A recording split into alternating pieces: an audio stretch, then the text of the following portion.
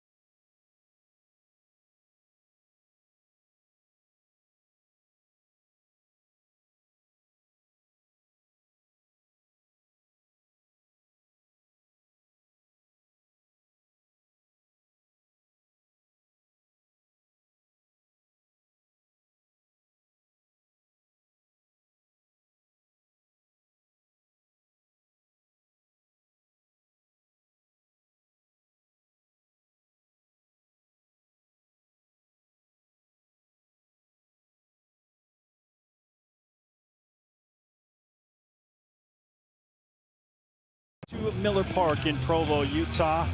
One of the most beautiful and picturesque backdrops in the entire country when it comes to a baseball and softball venue. Now to the starting lineup for the visiting Houston Cougars. They will be led off by their left fielder, Maddox Mitchell. She'll be followed by Our impact performer tonight for Houston, McKenna Mitchell, and her 15 one of the two players who has 15 home runs, and then the impact performer, Maddie Hartley, which is crazy. 30 home runs between those two players. Mandy Espin is in the cleanup spot. Riley Gardnell, Ariel Redmond, Ronnie Esparza, Isabel Cintron, and Bethany Aguilar round out the starting 9 for Chrissy Schoonmaker's Houston Cougars. On the BYU side, it has been a little bit of plug and play and flip a coin and see what works, because there have been so many injuries, specifically in the pitcher circle. But Gordon Eakin has landed on Gianna Mares as his starter today, the left-hander with a 7.53 earned run average. And she delivers the first pitch. Sharp one hopper to shortstop and over to first for a punch out and the first out of the game. So quick start for BYU's defense and Mares in the pitching circle.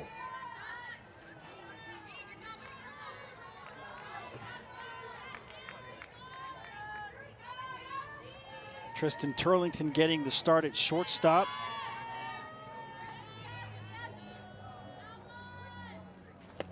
Here's McKenna Mitchell.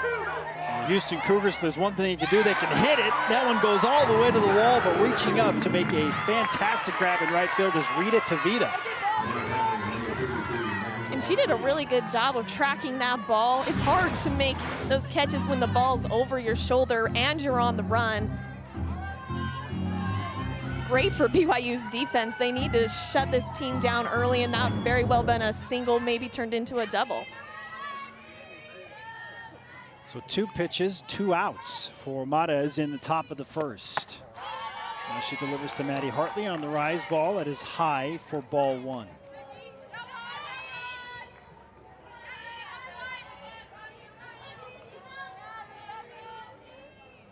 The 1-0. That one in the dirt and away. So 2 balls and no strikes for Mares to the number 3 batter for Houston tonight, Maddie Hartley, in that designated player position, as you pointed out, Taylor. Massive slugging percentage to lead the Houston Cougars, 779, 15 home runs. Draws a lot of walks as well, 26. Yeah. Makes her a tough hitter to go up against when she has not only that home run power, but she also is very patient at the plate and makes you bring it within the strike zone. I think Mares is going to find success if she's starting more ahead in the count. Right now she's a little bit behind and going to have to work back into it.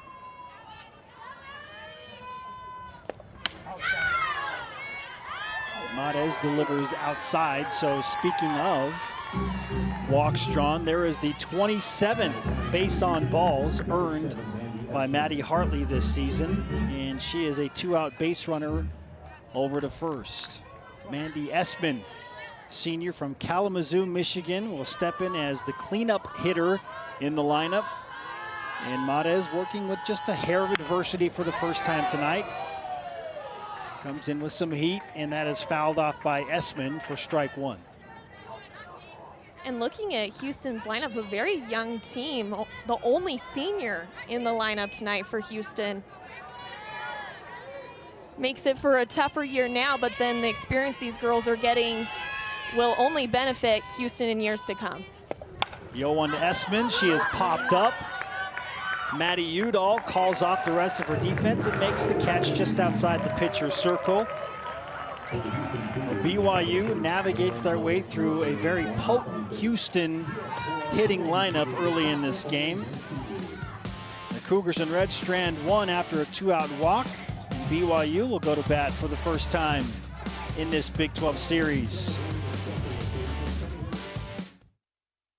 These days, there's so much to do and not enough time, even for the things that matter most. Well, at Deseret Book, we want to give you resources that help make the most of your time.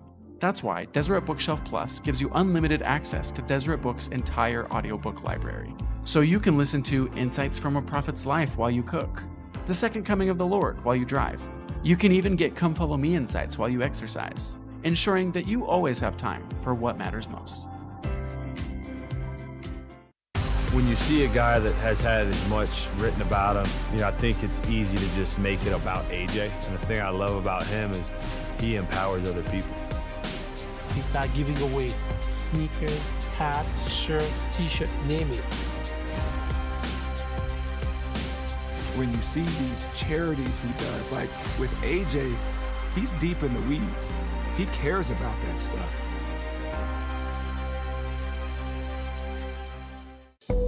Everything we do at BYU begins and ends with our students in mind.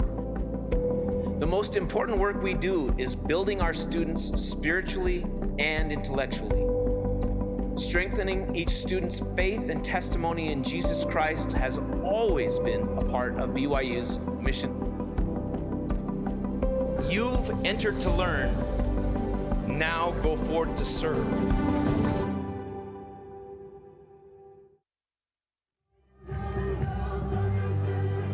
Into the bottom of the first inning, game 1 of 3 between Houston and BYU. Looking at the starting pitcher for the Houston Cougars, Nevaeh Brown, 3.88 earned run average, 9-8 as the pitcher of record. And facing Danica Acosta, who hits it opposite side, and that throw is going to be offline after it was initially knocked down at shortstop by Essman.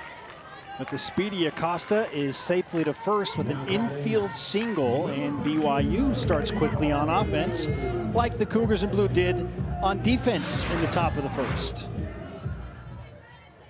That was a well-hit ball. Honestly, a good job by Essman to just at least knock it down. But like you said, the speed of Acosta gets her over to first safely. Here is Lily Owens. Takes a ball high in the zone.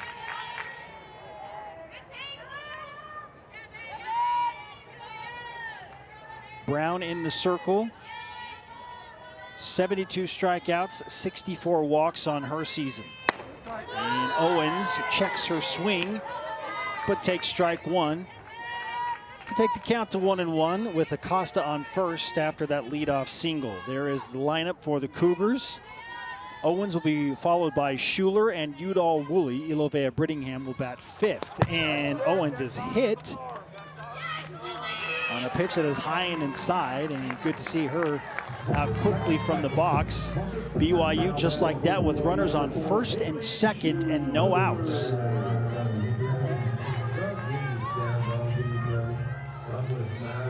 And a great situation for BYU to get the offense going early. As much of a lead as they can get up on Houston will help them massively, as they're a pretty good hitting team, and BYU is too, but like we have seen, sometimes they struggle to string those hits together and take advantage of opportunities when they get them. Owens takes, or rather Schuler takes a strike with Owens on first now and Acosta on second. So Brown facing some early trouble. Comes back with a rise ball that misses to make it 1-1.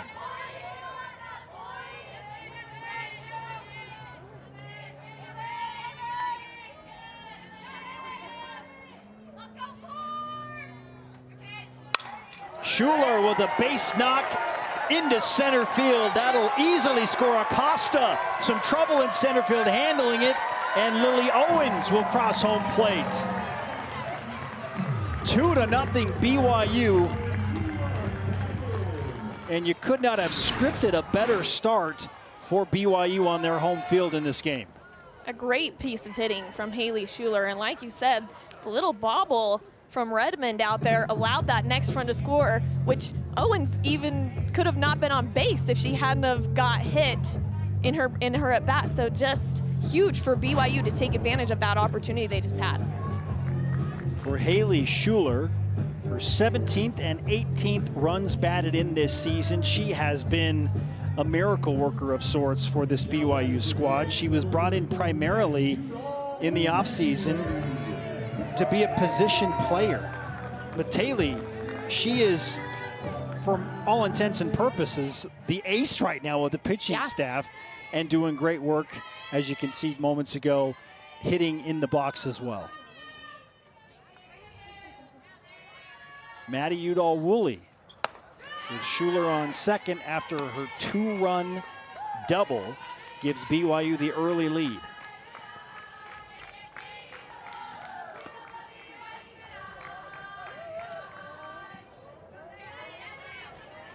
A ball and no strikes. Make it 2-0 from Brown to Udall Woolley. BYU first baseman batting .262 entering this series. And has been notably more productive at the plate in recent series. Swings and misses for strike one there. The senior from Phoenix, Arizona, trying to add to an early BYU lead.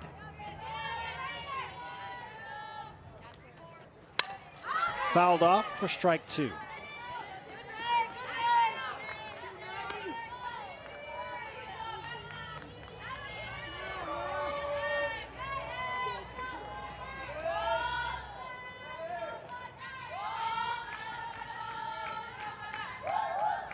Two and two. And ringer up, big strikeout for Nevaeh Brown. And she painted that outside corner. And honestly, if you're Udall Woolley, you swung and missed a few pitches earlier on a rise ball. I bet she was thinking rise ball on that. And then Brown got her on that outside low pitch, a great spot. An important strikeout and first out for Houston. Already trailing 2-0 on the road. Here's Ilovea Brittingham.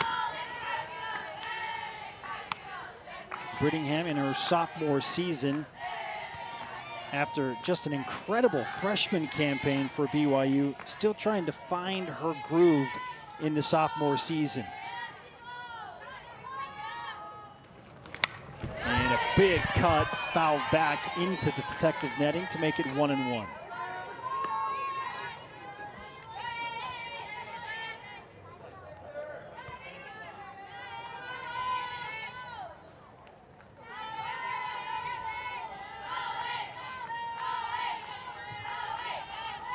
The 1-1, and Brittingham reaching for that ball, popped up out of play over the Houston dugout for strike two.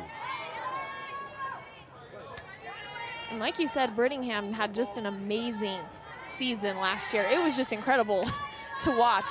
And then this year hasn't been quite the same, but that's just kind of how the softball goes sometimes, and she's just working through it. And whenever she's up to bat, you know she's a dangerous hitter, even though her season has started out slower this year. She's had to do some unexpected things as well. Defensively, she's behind the plate. Now trying to do some damage offensively at the plate. The 2-2, Brittingham into left center field, at the base of the wall and off the base of the wall. She's got an RBI double, and it's 3-0 BYU.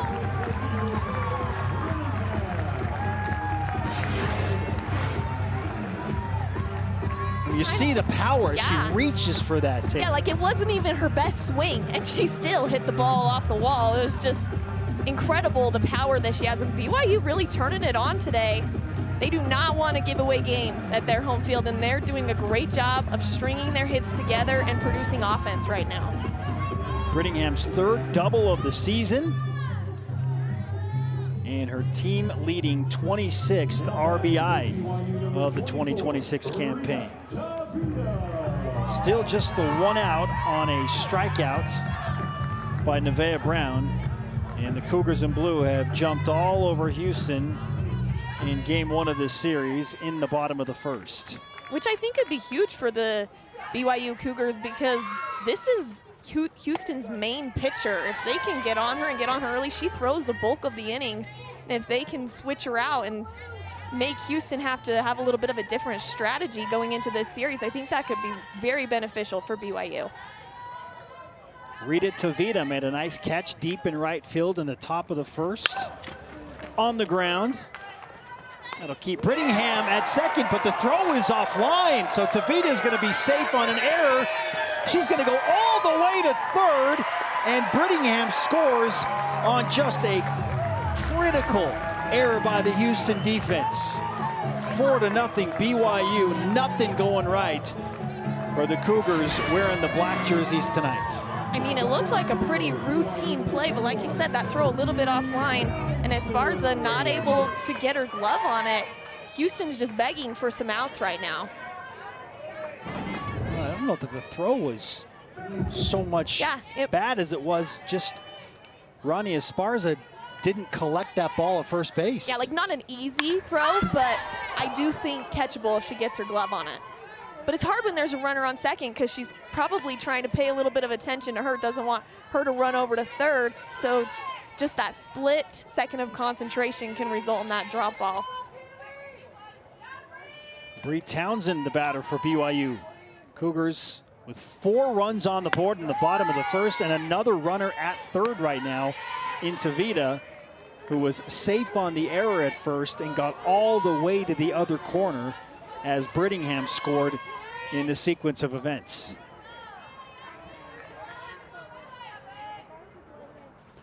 Townsend fouls another pitch back. It's 0-2.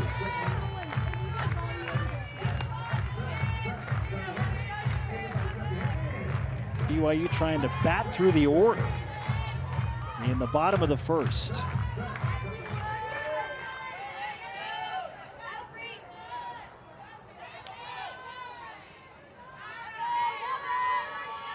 The 0-2.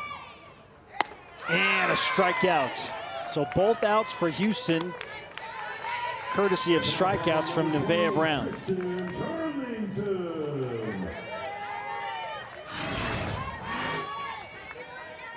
And she really caught Townsend chasing on the outside corner. That was probably 4 balls off the plate. But Townsend, sometimes those outside rise balls look so good, just ends up chasing it.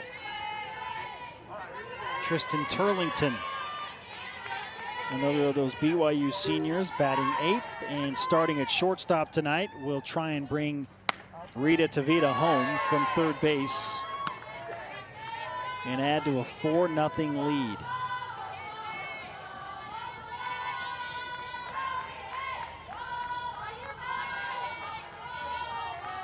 One ball, no strikes to Turlington. A rise ball misses as well, 2-0.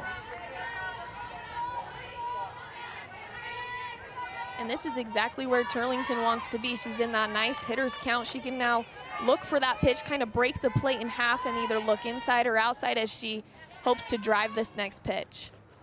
Turlington, that's going to drop in for a 2-out RBI single. 5-0 BYU, and the senior from Surprise, Arizona, continues the barrage here in the bottom of the first inning. And there's only been 26 pitches thrown. I mean, 5 runs and 26 pitches. BYU is being very efficient right now. They're just passing the bat around. That hitting is so contagious. A few people get on, and then it just flows for BYU. This is a BYU team that is so desperate to find something positive and consistent.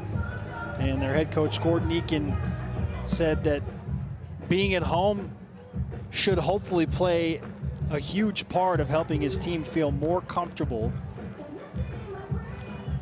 And in his words, morale is surprisingly still decent.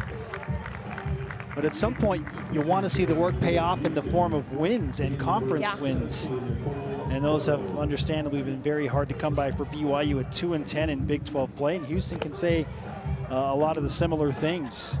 The Cougars from Texas just 3-12 through 15 games in Big 12 play. And this is a gauntlet of a conference led by the #1 team in the country, Texas Tech. UCF squad that's getting better and nationally ranked. Oklahoma State also will power so much good softball in this conference. And it's an early exit for Nevaeh Brown. BYU jumping all over her in the bottom of the first, prompting the first pitching change already, which will bring in their reliever and a right-hander, Nicole Baudou. And honestly, I'm sure Houston was not planning on something like that happening, pulling their ace, Brown, in the first inning against BYU. Nicole Baudou, 17 appearances, 3-4 as the pitcher of record. In 28 innings of work, has 15 strikeouts and 21 walks. And she will face the #9 batter for BYU, Lexi Bennett. BYU batting through the entire order in the bottom of the first en route to a 5-0 lead that they currently hold on their home field.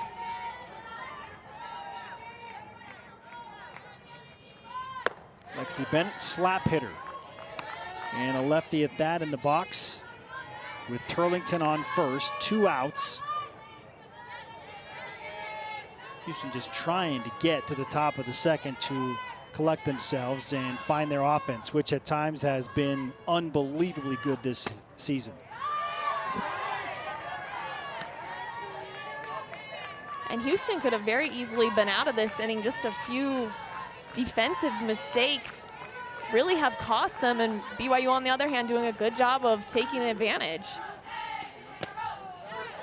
3-0 to Lexi Bennett.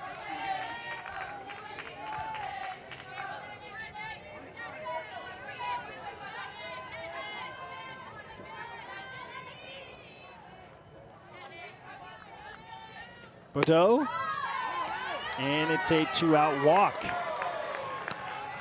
You can kind of hear the crowd upset about that call. I mean, that pitch looked right there from up here, so Bordeaux must just barely be missing that strike zone right now.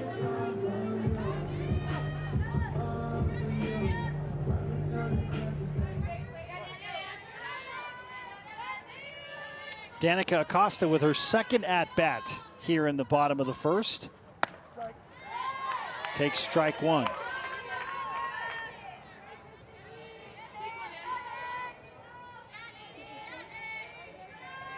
Acosta and an infield single to start the bottom half of this inning for the Cougars in blue. It's now 1-1.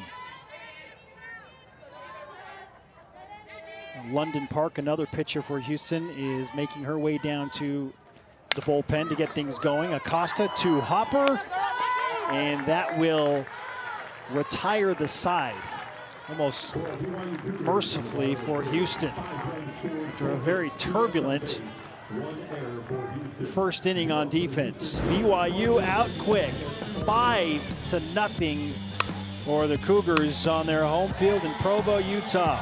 Gardner, Redmond, and Esparza will try and answer back for Houston in the top of the second. This is the Big 12 on ESPN.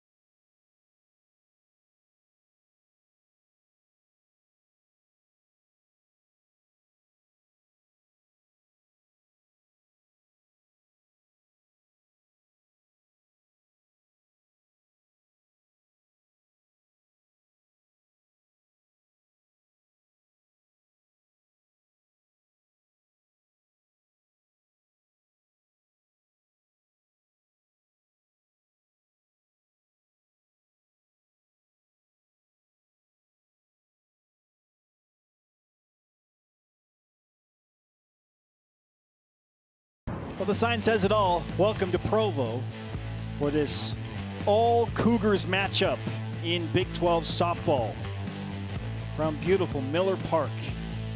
The BYU Cougars out quickly in the bottom of the first with 5 runs in that half of the inning.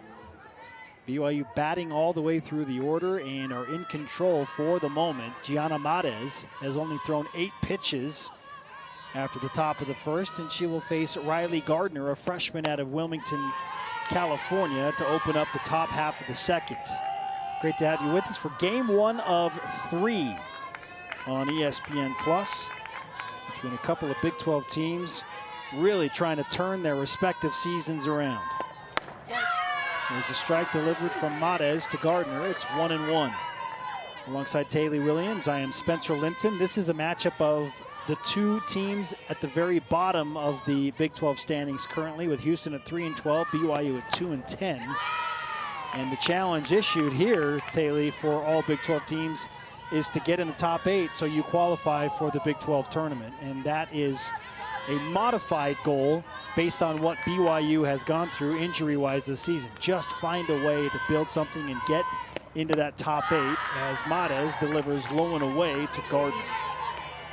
3-1.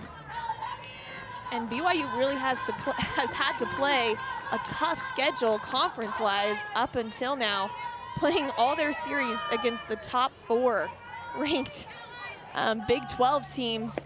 So now going into the bottom half of their conference play, I think it's very possible that they could go take some series and get some wins and get to that conference tournament.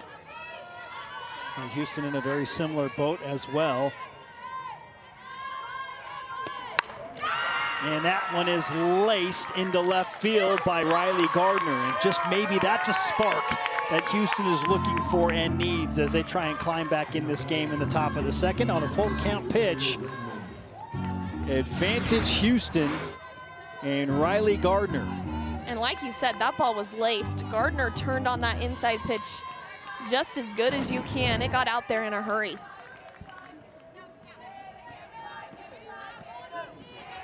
Ariel Redmond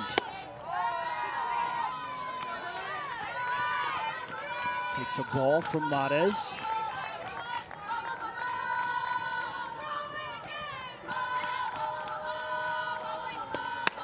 And that is just foul.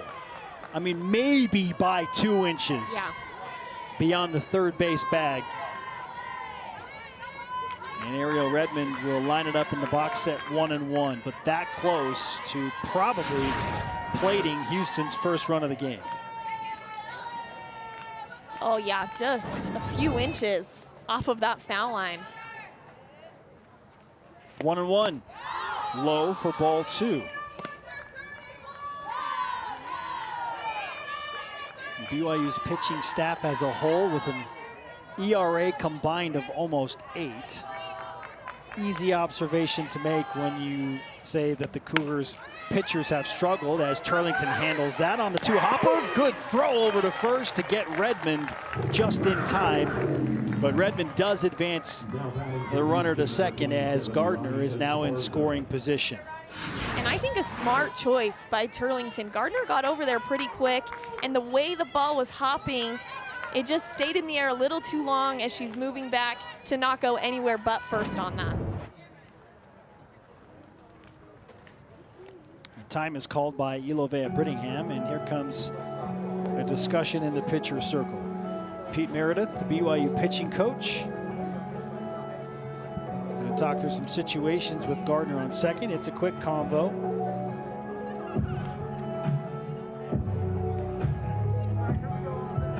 And BYU pitching with a 5-0 lead right now. I mean, they should feel pretty good about that, but you just never want to let a team like Houston get on a rally, especially after you just put on the runs in the last inning. You really want to slow them down and keep them down as long as you possibly can. So a runner in scoring position is dangerous for BYU right now. There are 54 combined home runs in the starting batting lineup for Houston today. Absolutely incredible. Two players with 15 right now at this point in the season. It's phenomenal. You compare that to BYU, who has 25 combined home runs in their starting batting order. Pitch is low, and that's going to allow the runner to advance to third. So Gardner is safely over to third base. On the wild pitch from Gianna Matez, Brittingham did what she could to try and get in front of it. It deflects away. And now Ronnie Esparza will try and make contact here to bring across the first Houston run. Swung on and missed for strike 2.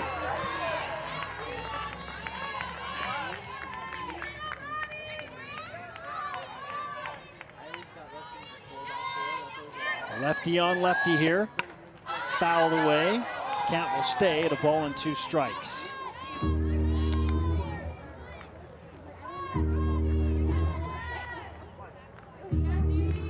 And something about Gianna Mata is she strikes out a lot of people. 77 strikeouts in just 81 or in so innings of work. She really does a good job of throwing the ball in there and getting people out. And that looks like a strikeout to me. Just misses. Every BYU fan watching in the stadium voicing their displeasure. With a good eye from Esparza to make it 2-2. On the changeup, Esparza goes down swinging for out number 2. And there is the 78th strikeout of the season for Mates. And I feel like that's a pitch she's really developed this year. She's thrown that changeup very well and gets a lot of people swinging and missing on it. She does a good job keeping it low so they can get it, and she hides it well. Fools a lot of people.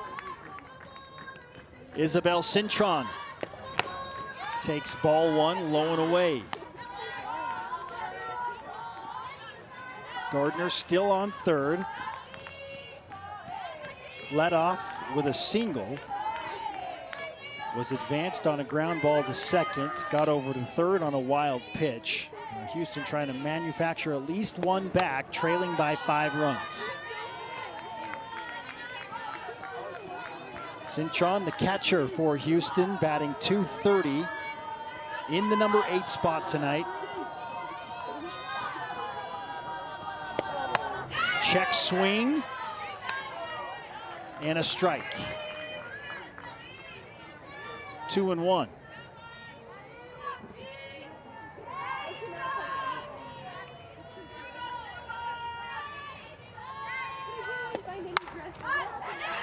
The ball is hit weakly but fair. And a 2-out RBI single for Cintron gets Houston on the board. Sometimes it doesn't have to be the prettiest. Yeah.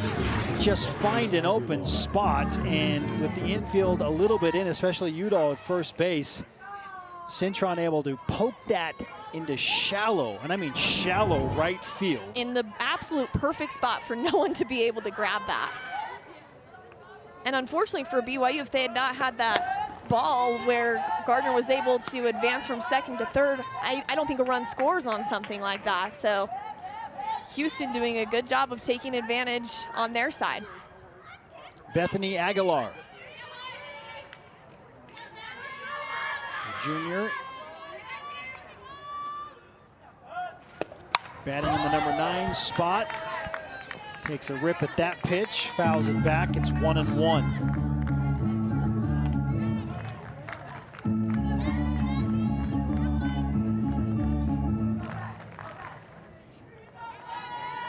No, BYU's pitcher in the circle, Gianna Mates, has been in and out of a boot recently. I mean, she's dealing with a stress fracture in her plant foot, but she's just pitching through it. So the Cougars' top 2 pitchers out with either a season-ending injury or a lengthy injury.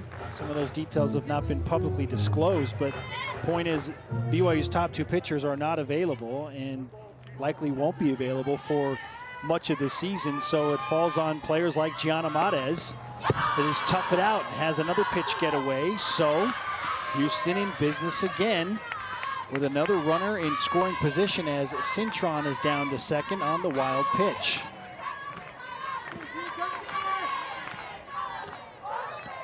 And you have to wonder with Mates working through her own injury how much BYU can really rely on her. How long can she go in this matchup? And that is hit fair.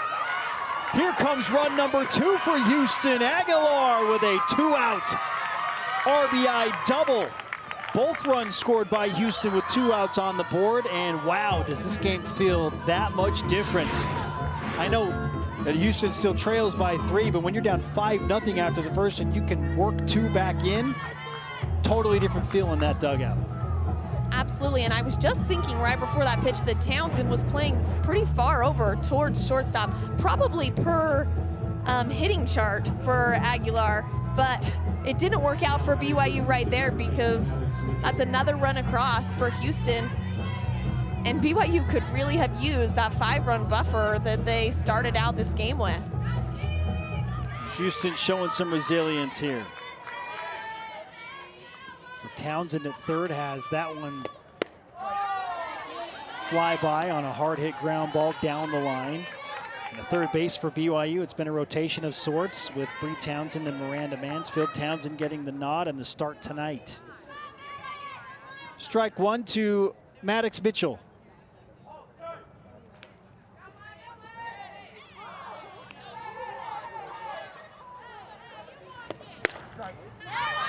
Strike two delivered from Mates. Bearing down that fastball.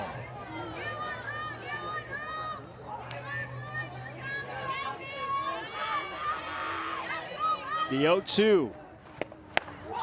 Outside for ball one. Aguilar on second after her RBI double put her on second base. And that's just her second RBI of the season. Strike three swinging as Mitchell tried to slap at it and was behind. So Mates roughed up a little bit with 2 outs on the board, but BYU maintains their 3-run lead going to the bottom of the second. The Cougars and Cougars. Big 12 Conference showdown. Both teams desperately working to win this series and gain some momentum as they push into the back half of conference play. Stay with us.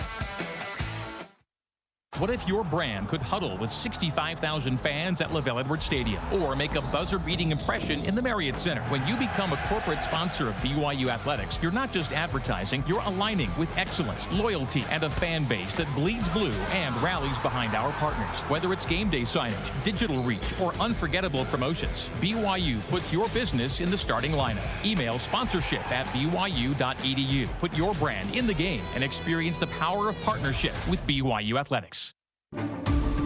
Building a legacy isn't just about winning. It takes drive, commitment, and the will to tackle adversity. Be a part of this proud history with a BYU card from Mountain America Credit Union. I went with my style checking and a debit card. And I have a rewards credit card. Cosmo? He has both. Continue the legacy. Get your BYU debit or credit card exclusively at Mountain America.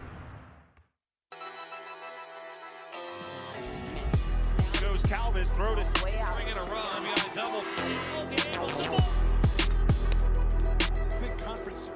You call it the third. Great defensive. Jockey in the second.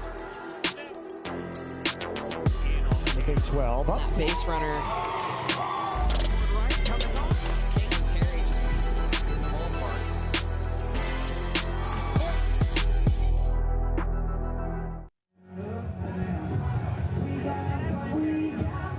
Welcome back on a beautiful spring evening to Miller Park.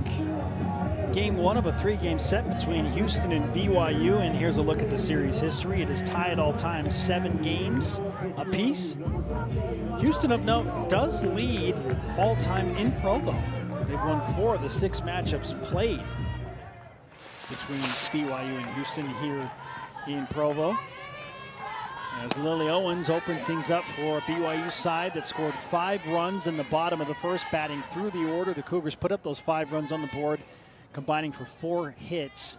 Took advantage of a big Houston error. The Cougars were in the black jerseys tonight, and the visitors did answer back with 2 in the top of the second. And here we are 5-2. Owens with a 1-1 count, facing the relief pitcher for Houston, Nicole Baudot.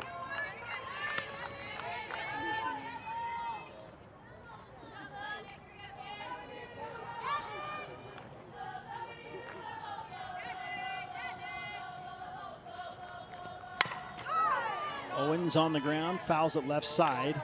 2 balls and 2 strikes.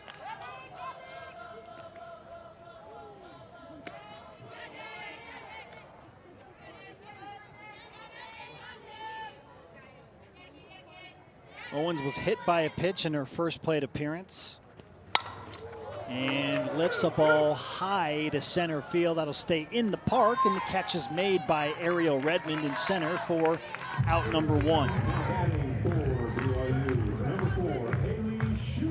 And Lily Owens just a hair underneath that ball. She has that home run power we talked about. 7 home runs on the season. Just misses that pitch for a deep fly ball for an out.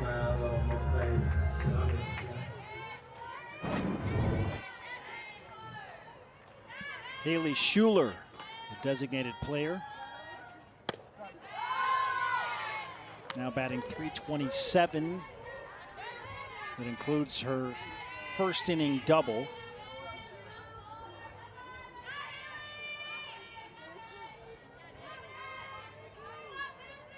The 0-1. And Bordeaux quickly ahead in the count. No balls and 2 strikes. And it's funny, I feel like Haley Schuler not really loving those calls. She's a pitcher herself, so has very good awareness of the strike zone. That is lined into the glove at first base of Esparza. And 2 quick outs for Houston here in the bottom of the 2nd.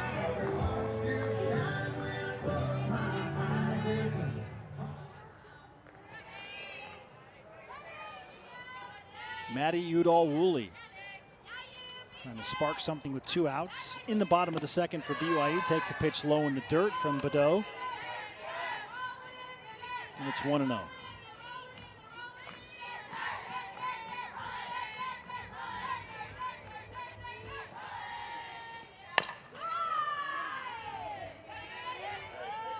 Woolley reaches for that.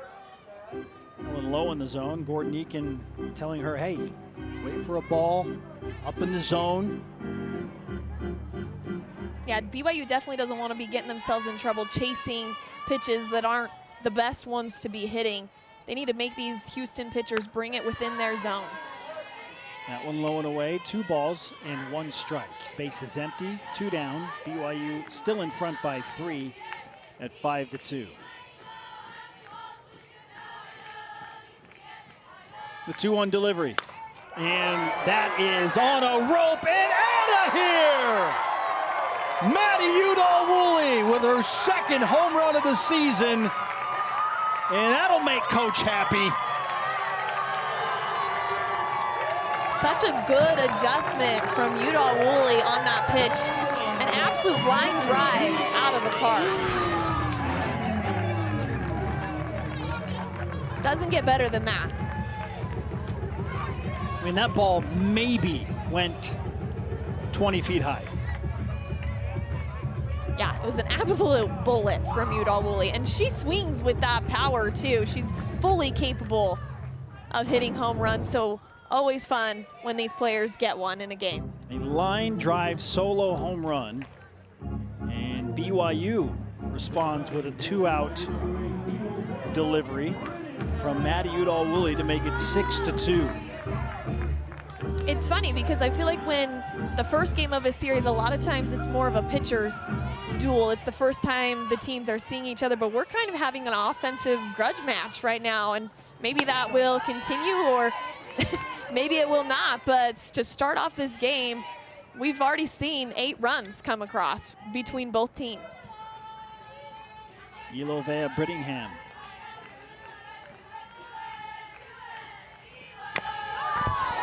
Foul tip in the dirt in behind home plate. And she's behind in the count, no balls and 2 strikes. Trying to keep this 2-out rally going after the home run from Maddie Udall-Woolley.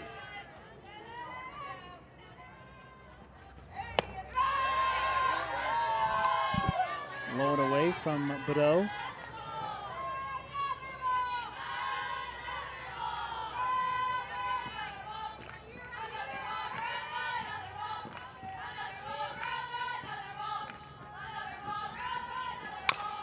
And Brittingham fights off the 1-2. And Brittingham got that deep double in the first inning a little bit out in front on that outside pitch, and she's doing a little bit of that again right now against Badeau. She'll just let that ball travel a little bit farther. I think she'll be able to drive it to that right side.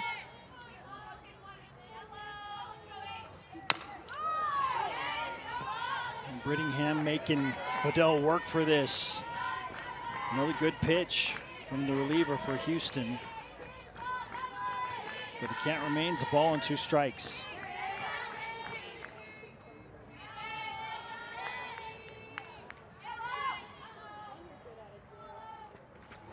One, two, and that somehow gets through the gap at shortstop and third. Just a little bit of confusion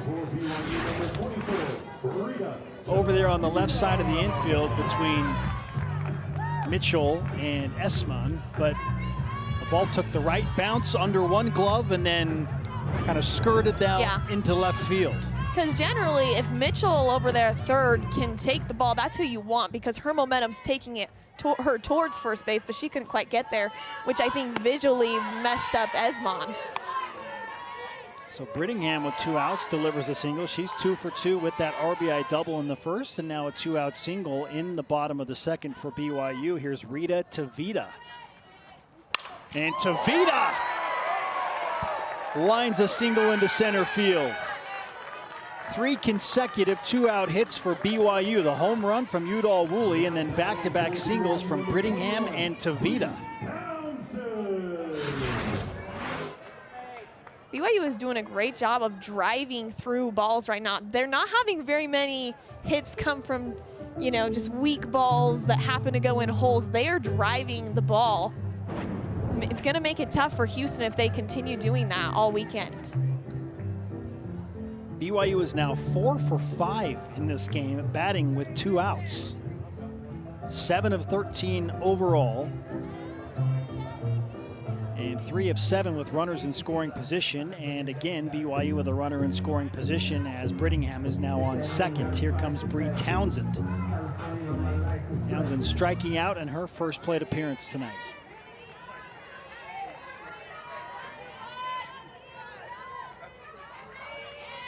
Six to 2 BYU. Townsend sharply hit the second, but handled no problem by Aguilar, who retires Townsend at first. BYU puts 2 on with 2 outs, but they will strand those runners and take a 4-run lead into the top of the third. It was a Maddie Udall Woolley home run as the only run-scoring play here in the bottom of the second.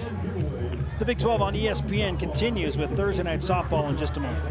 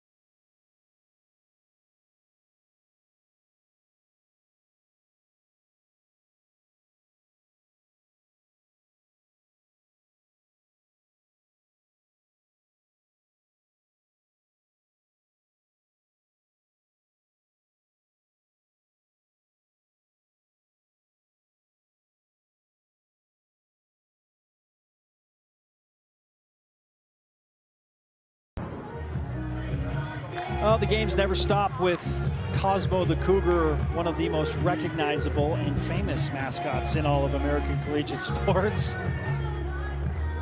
Yeah, I think he should probably hang on to the oversized hat. It fits him well. Well, Cosmo and the BYU fans, for the most part, pleased with what they are seeing from the home team thus far. A 6-2 lead through only 2 innings. Gianna Matez is the starting pitcher and still in the circle. Working with a 4-run lead, had one more tacked on in the offensive category thanks to a solo home run from Maddie Udall-Woolley, who is playing at first base. And Matez delivers a first pitch strike to McKenna Mitchell.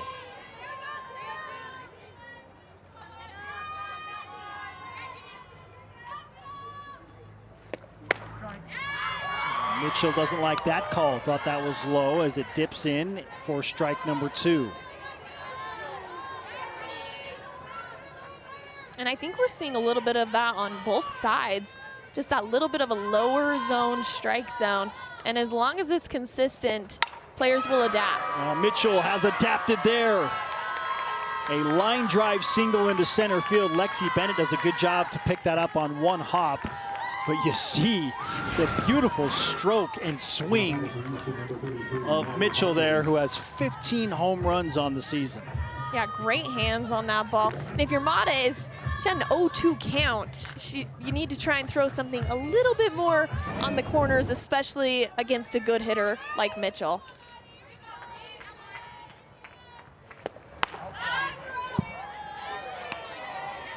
Maddie Hartley is the batter now. If you're Houston, it feels like you're never out of a game when you have Mitchell and Hartley going back to back. Absolutely. And these two players have more combined home runs, just the two of them, in the starting lineup tonight for Houston than BYU's entire 9-batter rotation. Yeah, that really puts that into perspective when you say it like that. Just incredible. So not surprisingly, Matez not wanting to give Hartley anything really juicy to look at with her pitching approach. It's 3-0, and there is a strike, the upper part of the zone, to make it 3-1.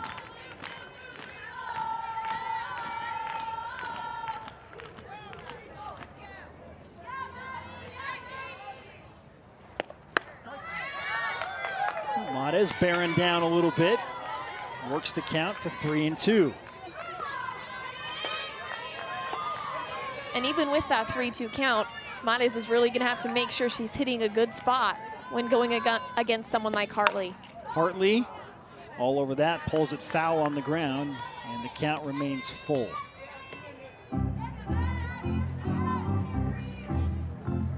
Hartley drew her 27th walk of the season in her first at-bat, a team best for Houston.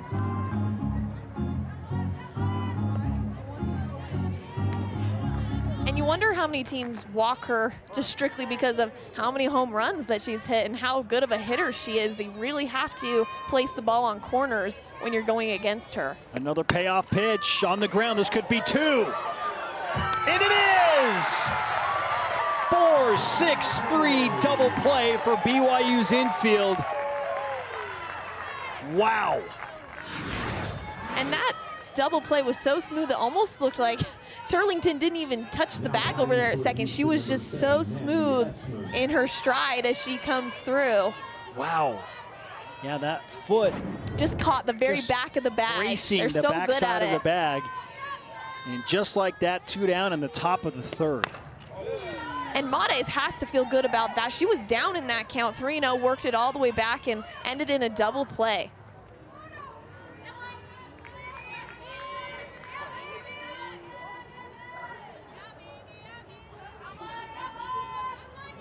And you have to think she feels like she can breathe a little bit now after getting through those last 2 hitters.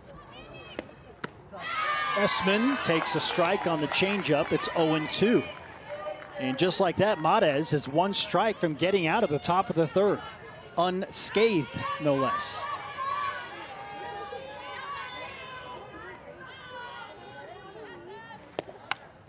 Esmond fouls it off.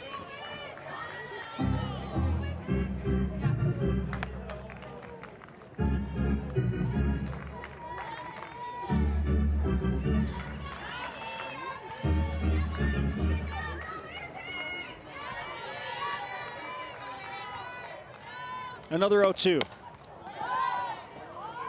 Esmond back over in the direction of her dugout. Mares has now thrown 51 pitches on the evening through 2 2/3 innings of work. A third consecutive 0-2 pitch. Popped up behind home plate.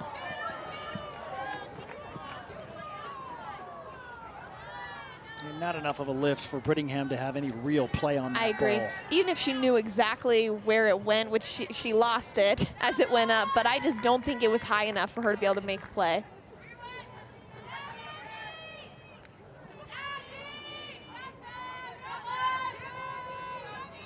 About a fourth consecutive 0-2 pitch with 2 outs and the base is empty.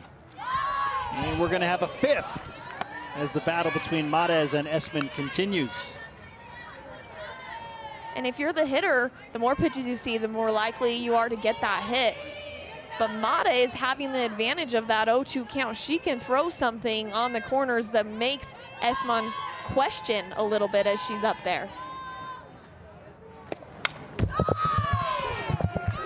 Fascinating battle right here.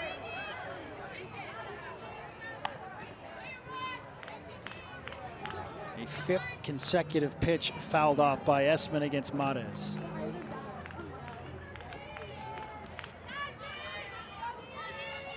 Shadow's getting a little longer on the field. Here's the 0-2 for the 7th time, and Mares wins it with a pull the string changeup strikeout. Gianna Mares is through 3, and her BYU Cougars stay in front by 4, 6-2.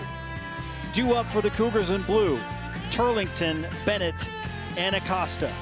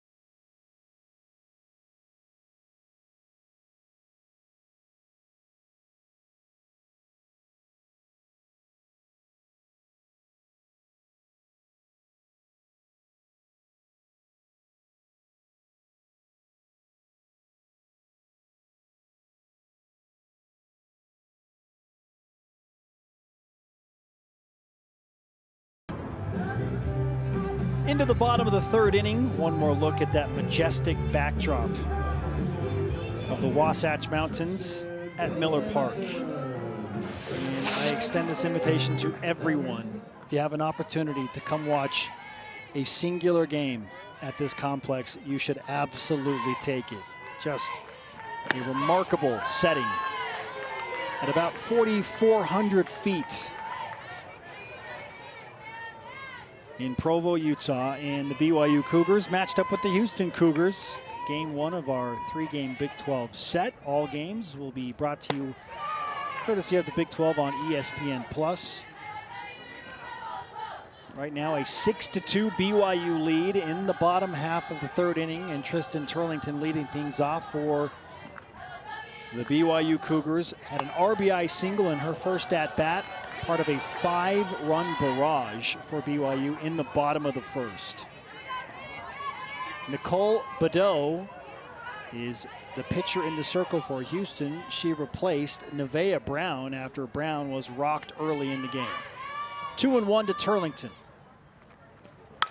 And Turlington is 2 for 2 with a couple of singles to go along with that aforementioned RBI. And Turlington has stepped in for BYU and is doing a great job over there at shortstop, and also is hitting the ball really well. BYU shortstop Haley Morrow being injured and BYU having to turn to her. She really has stepped it up and come in and been effective for BYU. And Gordon Eakin, in his words, says she's fully embracing the new role defensively, and the confidence is showing up at the plate. Good butt from Lexi Bennett, and she is safe. In the transaction from the infield defense, Aguilar is pulled from the bag as that throw is offline, and Bennett safe at first on the second error by Houston in tonight's game. Turlington over to second. And that would have been such a close play too. Do they mark it as an error? Do they mark it as a hit? It's one of those that would have been really close even if it's caught cleanly. BYU now threatening to really blow this game wide open with 2 on and no outs in the bottom of the third, already up 4 runs.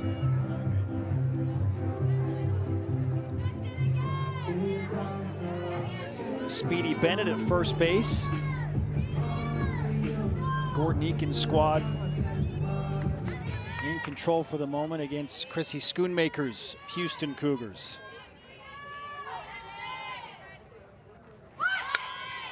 And a second consecutive bunt that will successfully advance both runners. So BYU with 2 in scoring position on the Danica Acosta bunt in sacrifice fashion. If you're BYU, it is so nice if you can rely on those bunts to move runners. Getting bunts down is hard sometimes, but in a situation like this, BYU now has 2 runners in scoring position, exactly where they want them to be with just 1 out. Well, now Badeau has to deal with Lily Owens, and Owens into center field. That drops in.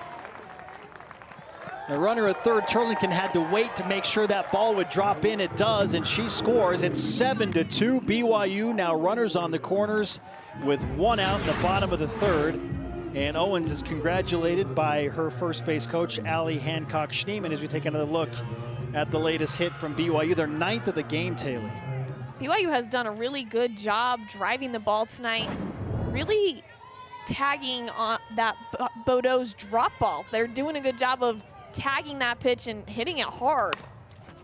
Schuler, it's a ground ball that is called foul just in front of the bag. So strike 1 to Haley Schuler, designated player tonight. Owens back over to first.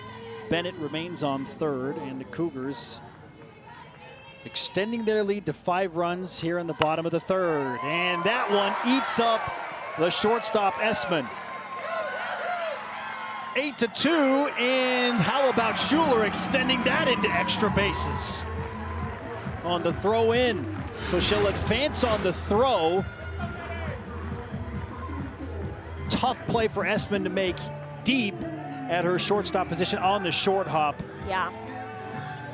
As Bennett scores. And we just love the aggressive base running from BYU. Lily Owens getting over there to third, and also Haley Schuler, just a close play at second. But now BYU again with those 2 runners in scoring position, and I think Houston is maybe going to make another switch. So that'll be it for Badeau, with BYU adding 2 more here in the bottom of the third to make it 8-2. BYU now with 8 runs on 10 hits. And it will be number 31 for Houston, London Park. Sophomore right-hander, the 3rd to enter the circle for the visitors from Houston. Badeau goes an inning and 2/3, gives up 7 hits, 3 runs. All 3 of those runs are earned, 1 walk. Did not record a strikeout.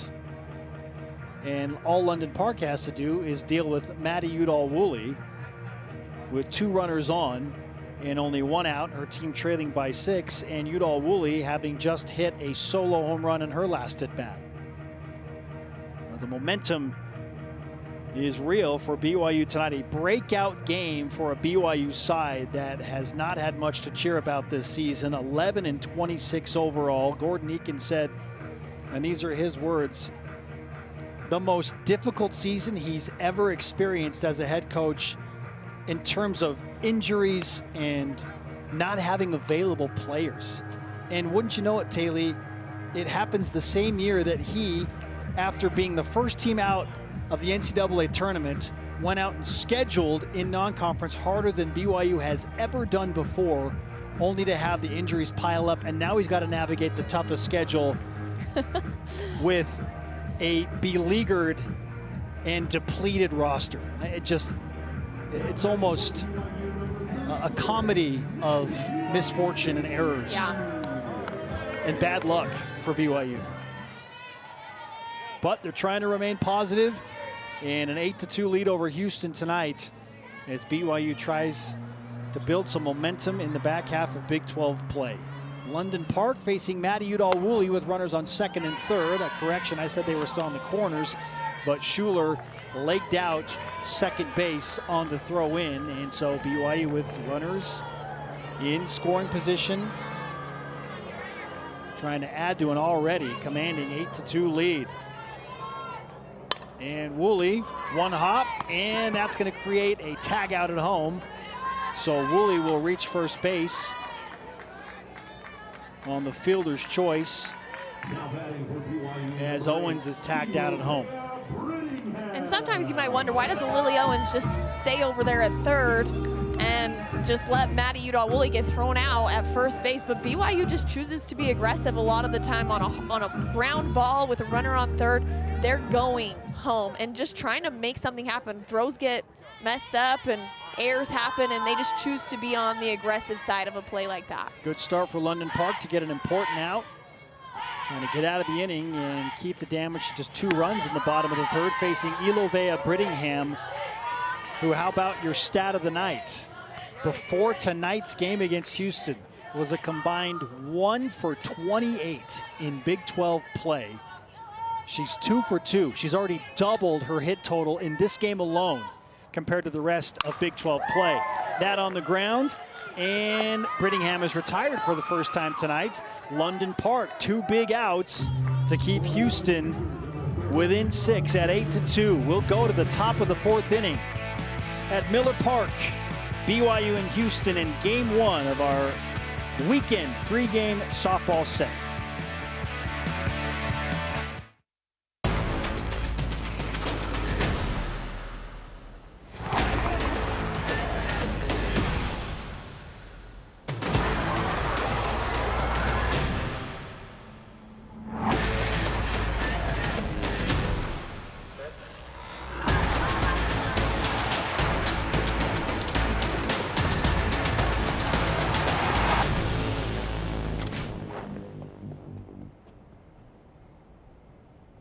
Hi, I'm Carla, founder of Big Billy Turf and the creator of Efforts Flow by Carla. From snowy winters to hot summers, our turf's designed to handle Salt Lake's unique climate. I started this company because I wanted something that was better than what was out there. Turf that actually works for real life, especially for your kids and your pets. My dog Waffles is my toughest critic, and she approves. So if you're ready to stop fighting with your yard, start loving it, Efforts Flow by Carla is only available at Big Billy Turf.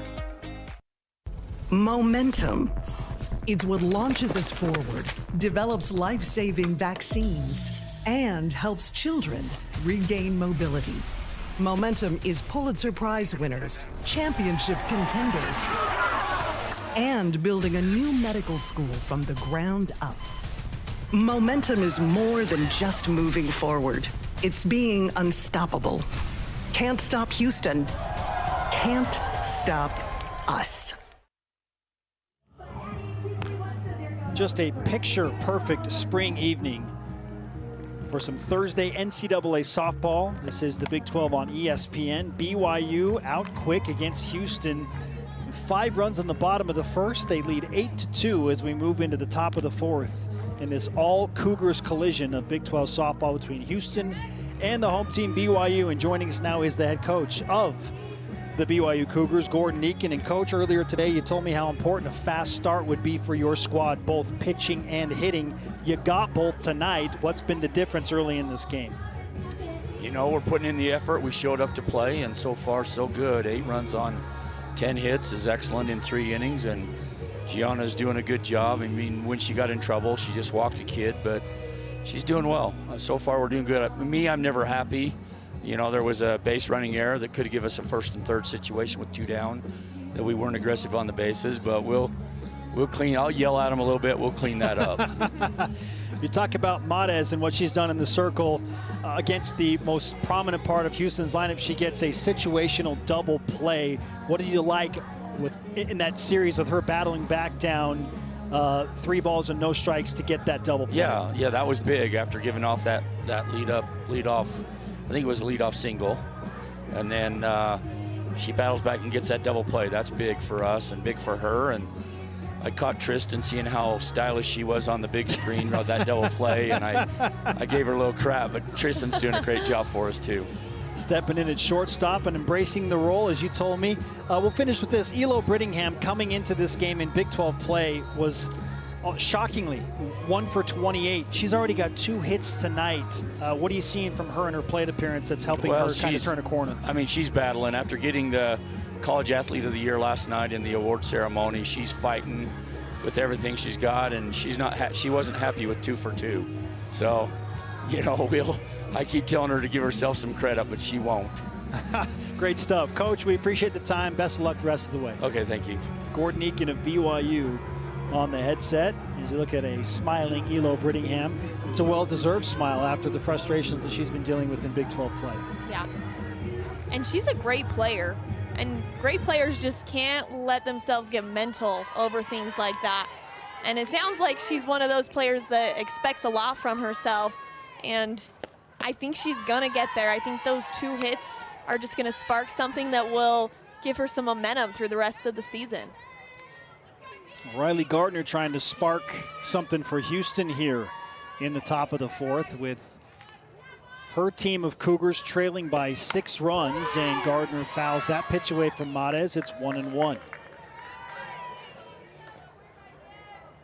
If you're just joining us, BYU has scored in each of the first 3 innings, 5 in the bottom of the 1st, solo home run in the bottom of the 2nd, and 2 runs most recently in the bottom of the 3rd. Houston had their 2 runs in the top of the 2nd. The 1-1 is outside for ball 2.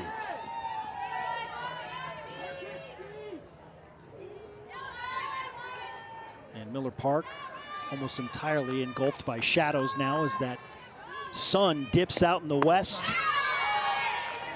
Changeup has been on the money for Matez tonight as she earns strike 2 with that pitch against Gardner.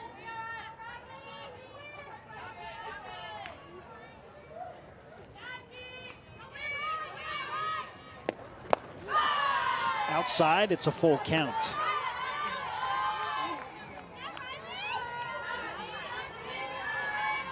Gianna Matez has now thrown 60 pitches overall. 3 strikeouts, only 1 walk, and has given up the 2 earned runs. And that's going to find a seam. Riley Gardner, leadoff single on a full count pitch for Houston.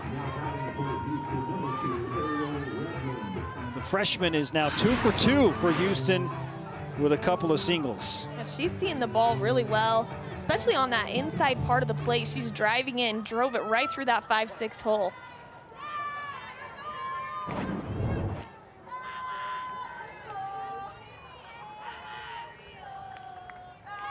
Ariel Redmond now.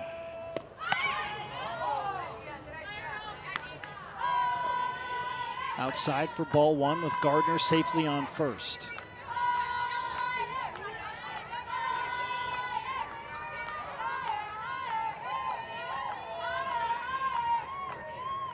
.1-0 on the way, swung on and missed.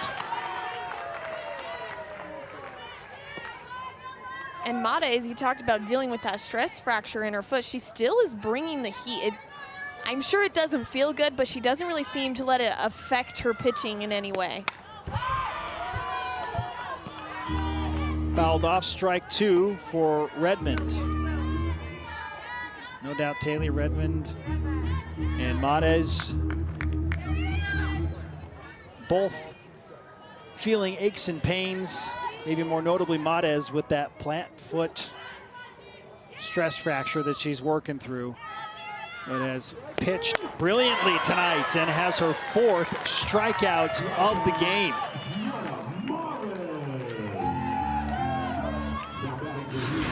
And we've seen her get those strikeouts on changeups, but that was a beautiful rise ball, perfectly placed, just out of reach of Redmond. The number 7 batter for Houston is Ronnie Esparza. And she struck out against Mates in her first plate appearance, and has strike 1 swinging there.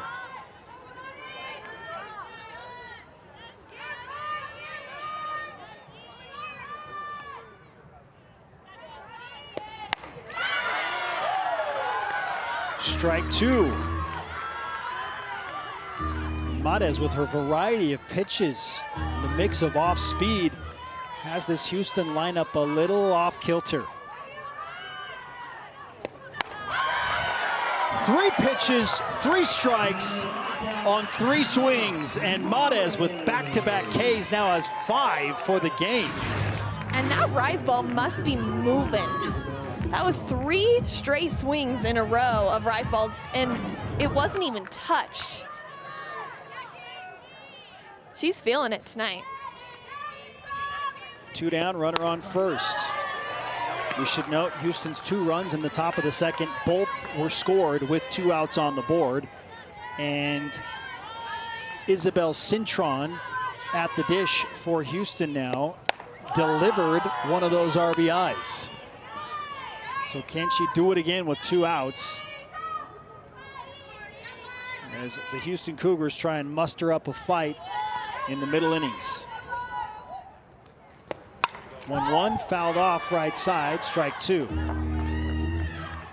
And something I've noticed about Mates too, she almost seems to get stronger the longer she's in a game. I mean, this isn't the first time that Houston has seen her. I think this is their 2nd look at her, and she's striking more of them out than she did that first time through.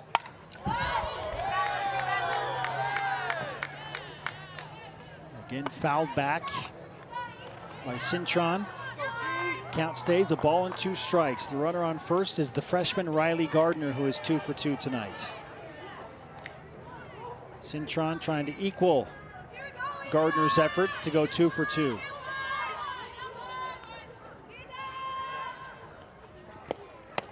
Mates delivers inside, ball 2.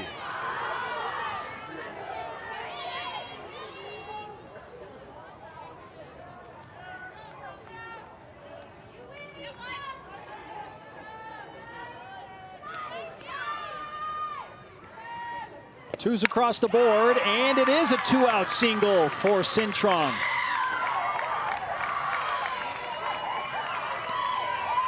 So Riley Gardner, the freshman, and the sophomore catcher, Isabel Cintron, in the bottom part of the order, doing some work for Coach Schoonmaker's Houston Cougars to give them a little bit of life here in the top of the 4th. Runners on first and second with 2 down, and Bethany Aguilar stepping to the dish. And almost deja vu on those 2 hits, both of them perfectly just in that 5-6 hole. Mates goes outside for ball 1.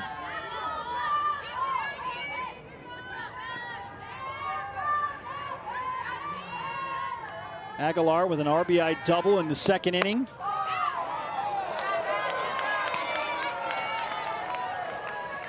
You look at the production for Houston, and Gardner and Cintron teamed up with Aguilar have 5 of Houston's 6 total hits. Wow. 2-0. Make it 3-0. So Mates perhaps feeling a little bit of mental heat now.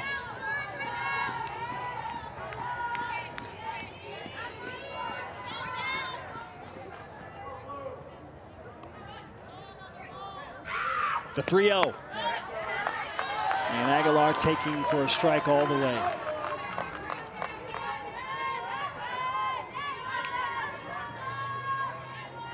And with those 2 outs that Mates has to work with, might as well make Aguilar hit the ball and earn that base rather than giving up the freebie walk.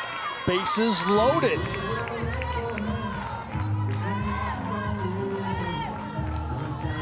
And Houston goes back to the top of the order now with Maddox Mitchell. Left fielder batting .328 this season, 21 runs batted in. Back part of the lineup for Houston, delivering when it has been a tough go for the most part. So huge at-bat forthcoming from Maddox Mitchell, facing Gianna Mates. Unless Chrissy Schoonmaker is going to pinch hit here, which it appears she might be. It'll be number 16, Savannah Luther.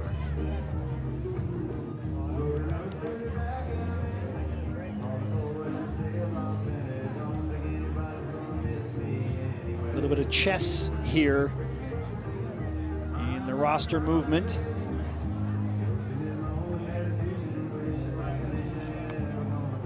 Savannah Luther, a sophomore, batting just .190 on the season with a huge opportunity here. She is a senior and does bring, understandably, that experience and composure and leadership factor to the plate. Bases full of Houston Cougars. Mates facing the pinch hitter Luther. And she's swinging at the first pitch. Fouled off in the air opposite side for strike 1. And as a pinch hitter, it's hard not to feel a little bit of that pressure coming in for your team when there's bases loaded and 2 outs, and they need you to help them manufacture a few runs when they're down 8-2. The 0-1, Luther. Again, aggressive early swings in the at-bat, fouls it off into the right field bleachers, 0-2. Now here's the reality for Mates. She is staring, if she cannot retire Savannah Luther, at McKenna Mitchell and her 15 home runs, and then Maddie Hartley with her 15 home runs. Now this at bat is very important for Mates. She's ahead in the count, has a good pitcher's count right now. Really needs to move the ball and hit a good spot. Does she pull out the changeup here? It's a rise ball. The appeal down the third base line. Luther ruled to have not gone around. Rob Pentikoff down the third base line. Susan Eads at first base, and Mike Bartling is the home plate umpire. A 1-2 with 2 down, and the base is juiced. Rise ball misses high again, 2-2.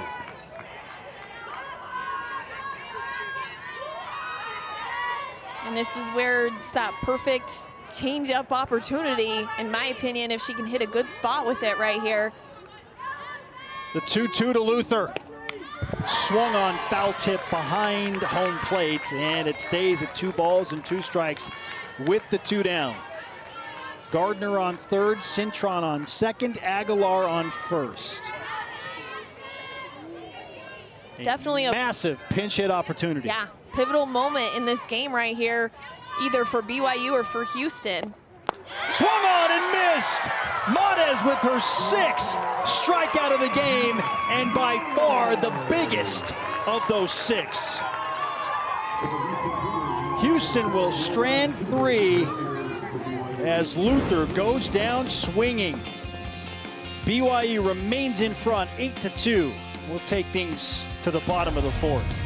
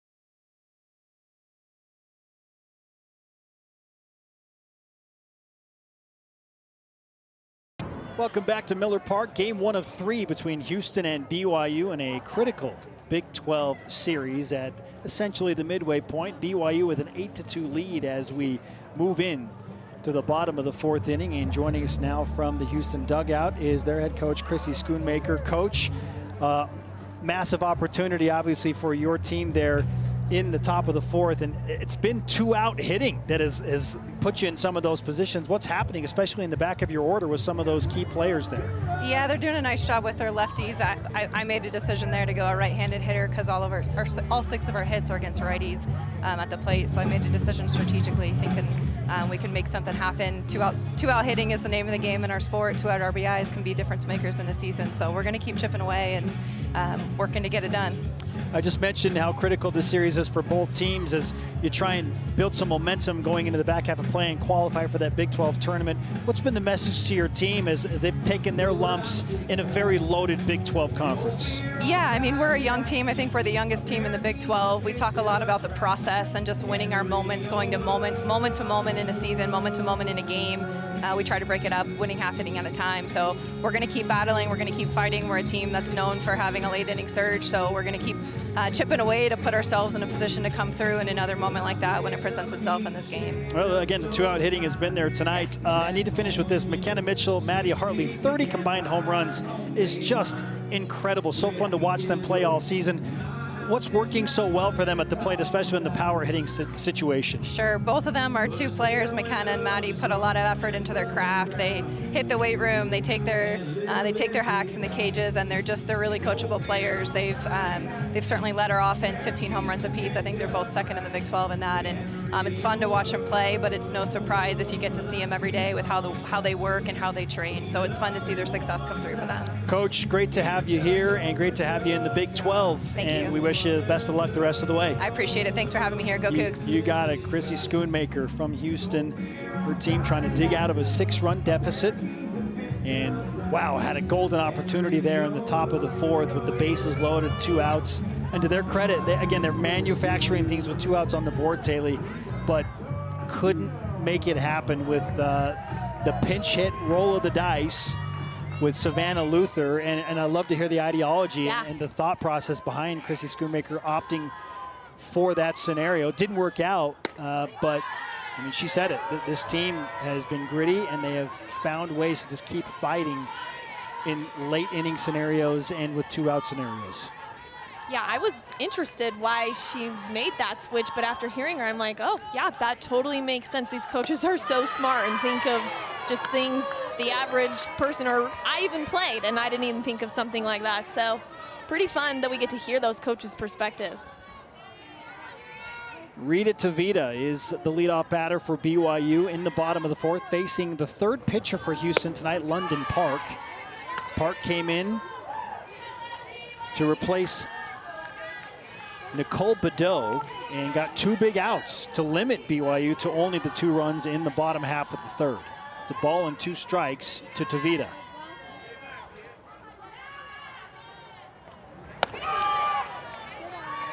And Tavita, patient approach, takes ball 2. Tavita 1 for 2 in her game. Freshman lined out to first in her first at-bat and singled in the 2nd. Delivery, and Park with the change-up strikeout. So London Park with some confidence-building moments of relief pitching in the circle here tonight. Very nice changeup, drops right down there to the dirt. Such a good spot for a changeup.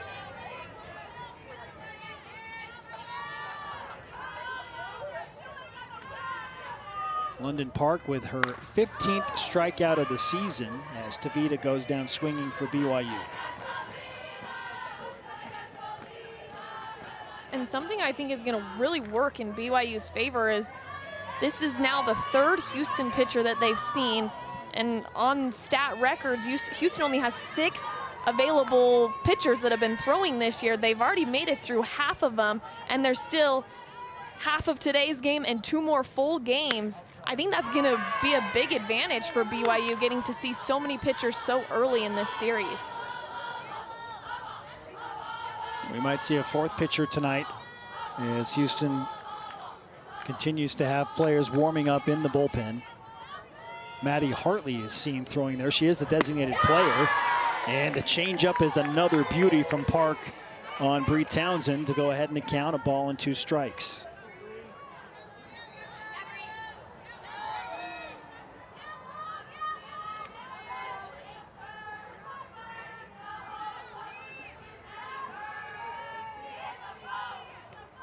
Townsend waits on that changeup, scooped up beautifully at third by Mitchell, and an on-target throw at first.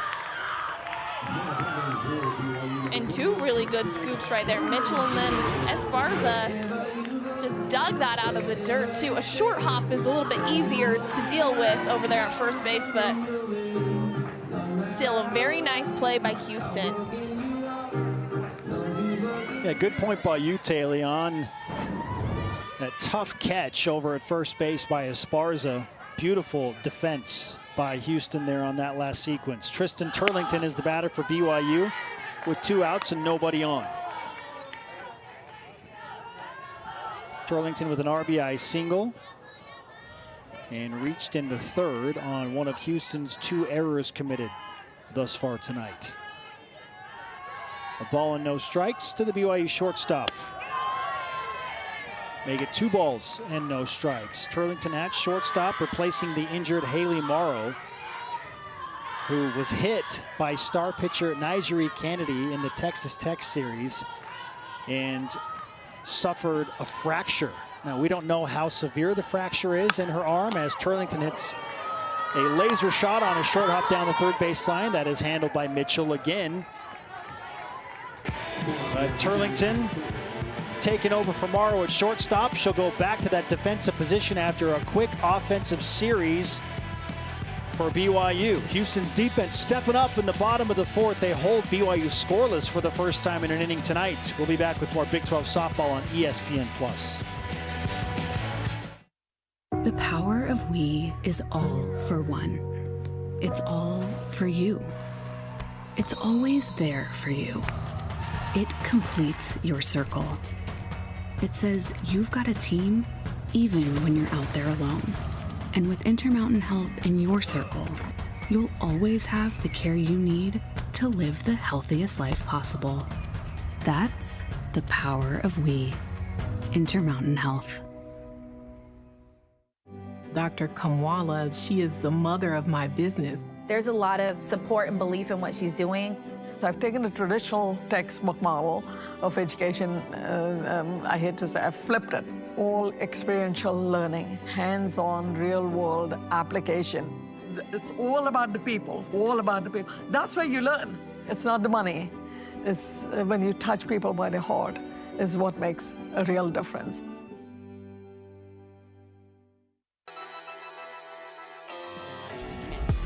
Goes Calvis, throw it way out. Bring in a run, behind double.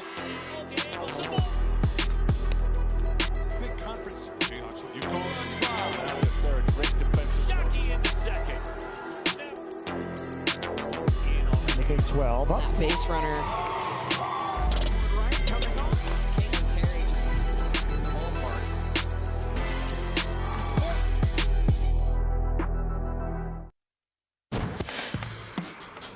Gianna Matez, BYU's starter in game number 1, has gone the distance thus far, 4 full innings against a very talented Houston lineup that has done their fair share of big-time hitting this season, but it has been Matez in some critical scenarios.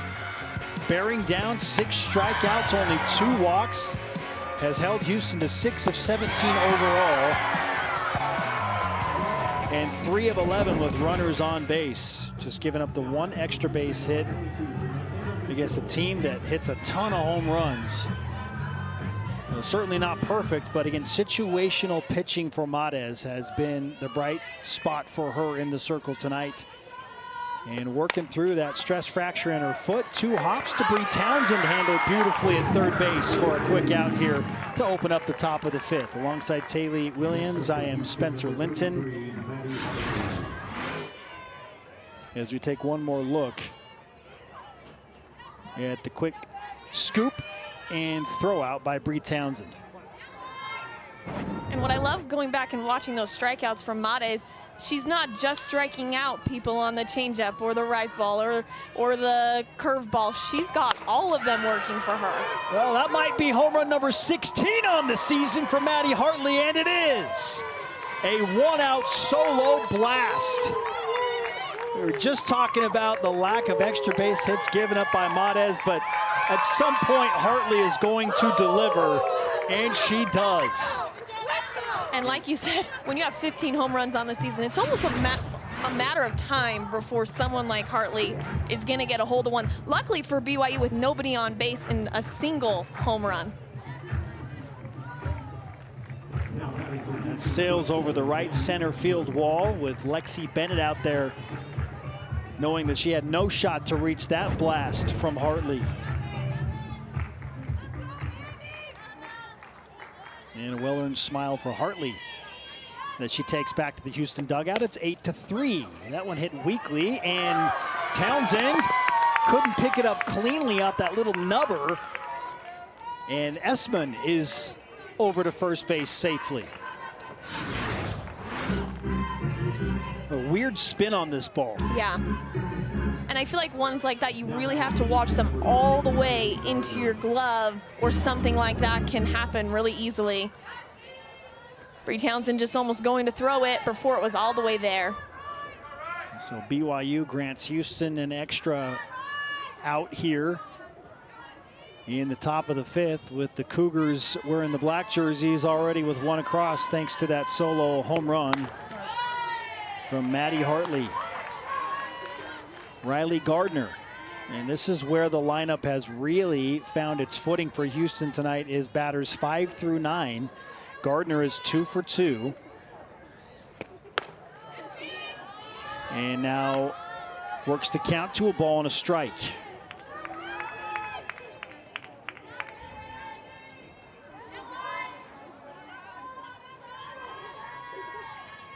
Couple of singles for the freshman Gardner, who's batting .312 on her season. Rise ball misses, 2-1. And it's interesting that most of the offense is coming from that bottom half of the lineup, when the top half of the lineup technically has the better batting averages, but just depending on the night, you never know who's going to be hot. The changeup has often been the answer for Matez tonight. It is there for strike 2.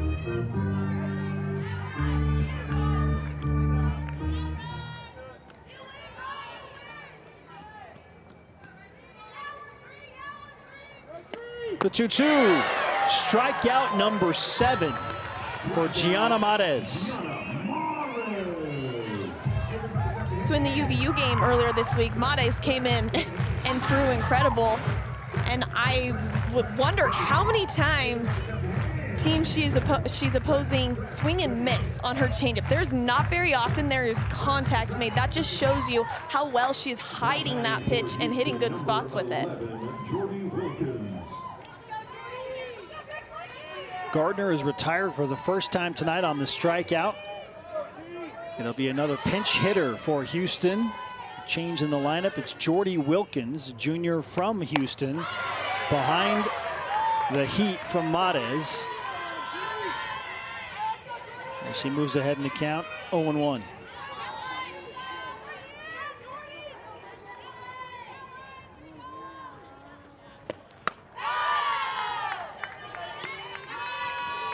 One and one as Wilkins takes the ball.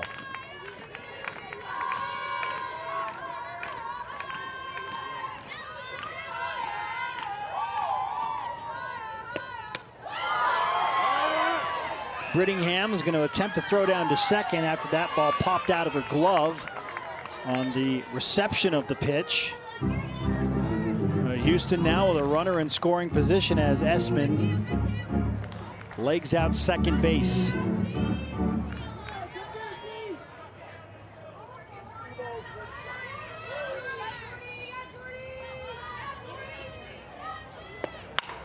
And that is hit sharply, but into foul territory on a line down into that right field corner.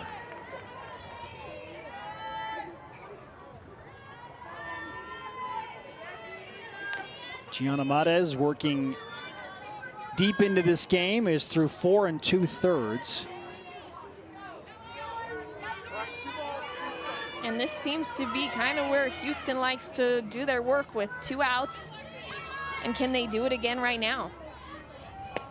A 2-2, and the answer to that question, Taylor, is no. 8 strikeouts for Gianna Matez as she takes care of Jordy Wilkins in her pinch hit at bat. Houston does add 1 more run, but still trail by 5. We'll go to the bottom of the 5th. Bennett, Acosta, and Owens due up for the BYU Cougars. This is the Big 12, Thursday night softball on ESPN+.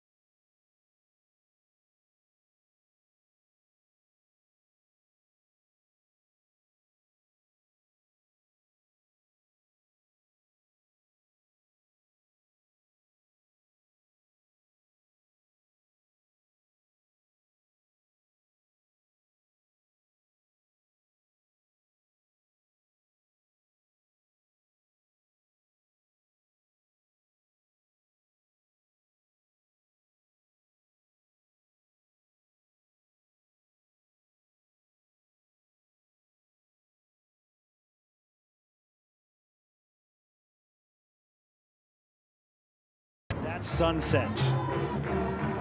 BYU enjoying the sunset and a lengthy stay in the Beehive State. In fact, BYU, while they're only playing their 6th overall game at home this season, which is wild when you consider BYU has played 37. This is game number 38.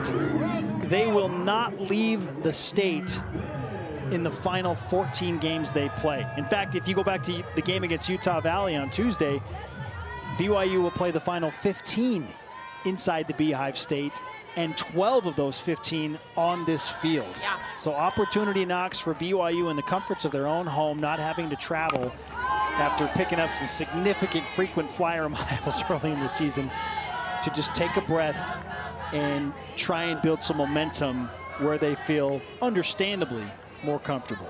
And I don't think they've ever finished off their season with that many games in Utah, but now with Utah being in the Big 12 Conference, that's an option for them, which is just so cool. It's so nice to not have to travel as much for these players, especially when they hit it so hard at the beginning.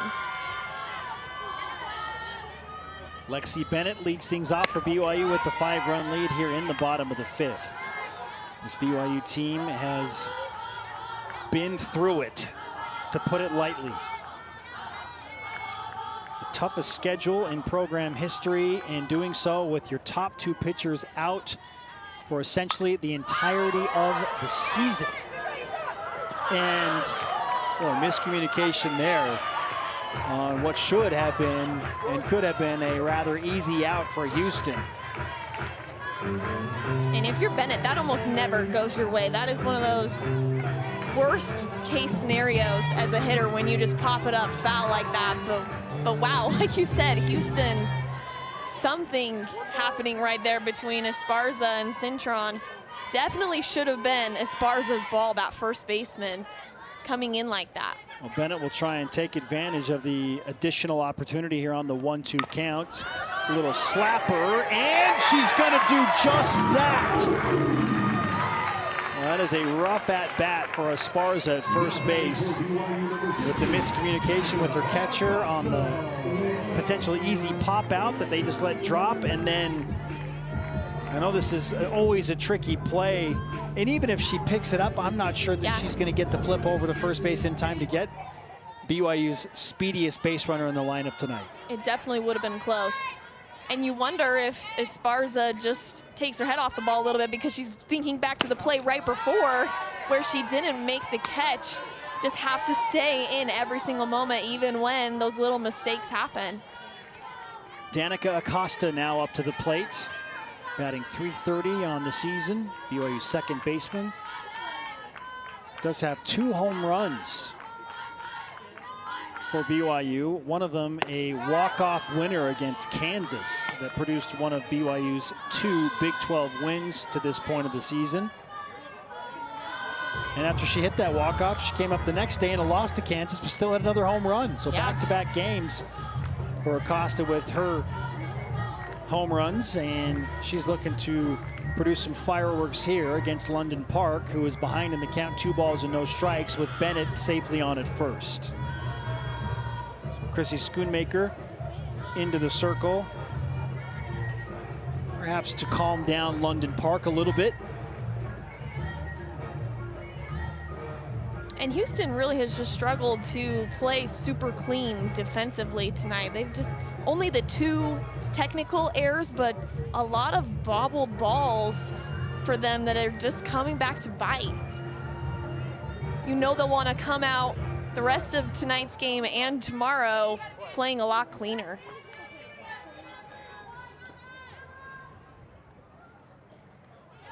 The 2-0 from Park to Acosta with Bennett on first, no outs, bottom of the 5th. BYU in front by 5. And Park misses the zone again, so it's 3 balls and no strikes.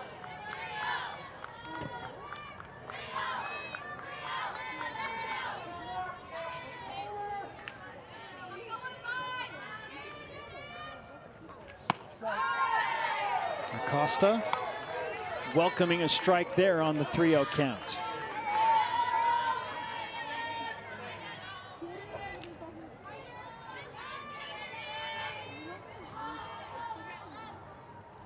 The 3-1 pitch. And Acosta draws a walk. So runners on first and second for BYU. And that'll bring Lily Owens to the plate.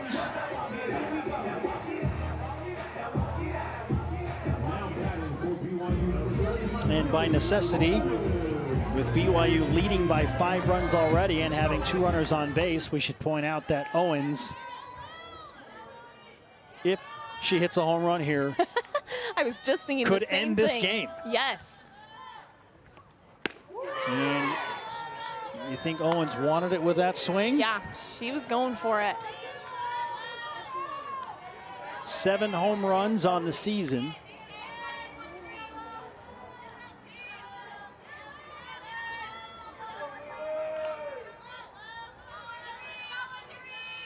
The 0-1.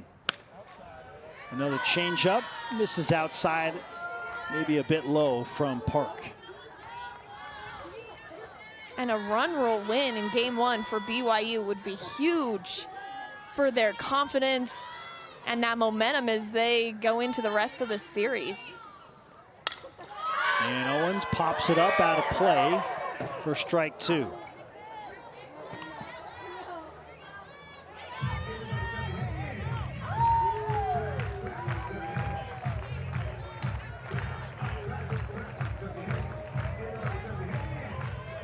A nice moment for the young fans.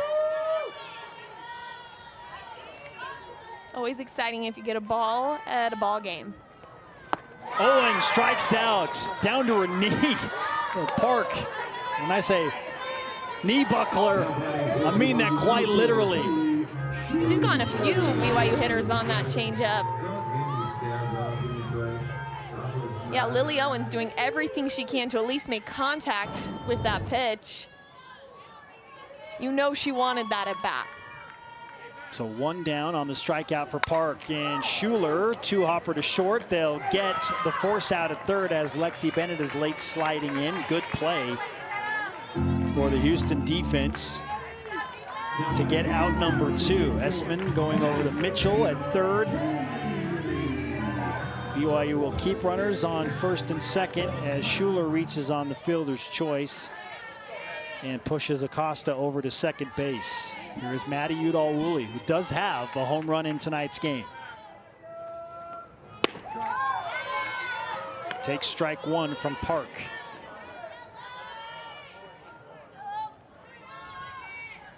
And sometimes it's hard when you're coming up against another new pitcher. I mean, that ball looked right there, but Udall-Woolley choosing to see a pitch and get some timing before she swings at anything.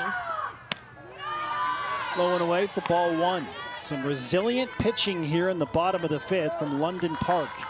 The third to enter the circle for Houston tonight.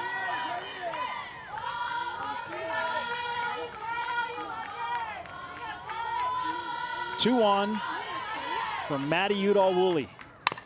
And that is taken on the short hop. Nice play again by Mitchell at third.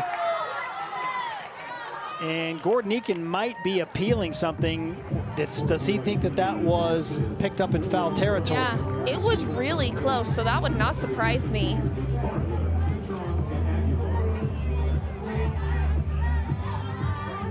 Well, as it stands, it is out number 3, and we will go to the top of the 6th. We'll take a closer look at that final out when we come back. BYU in front by 5. Esparza, Cintron, and Aguilar due up for Houston.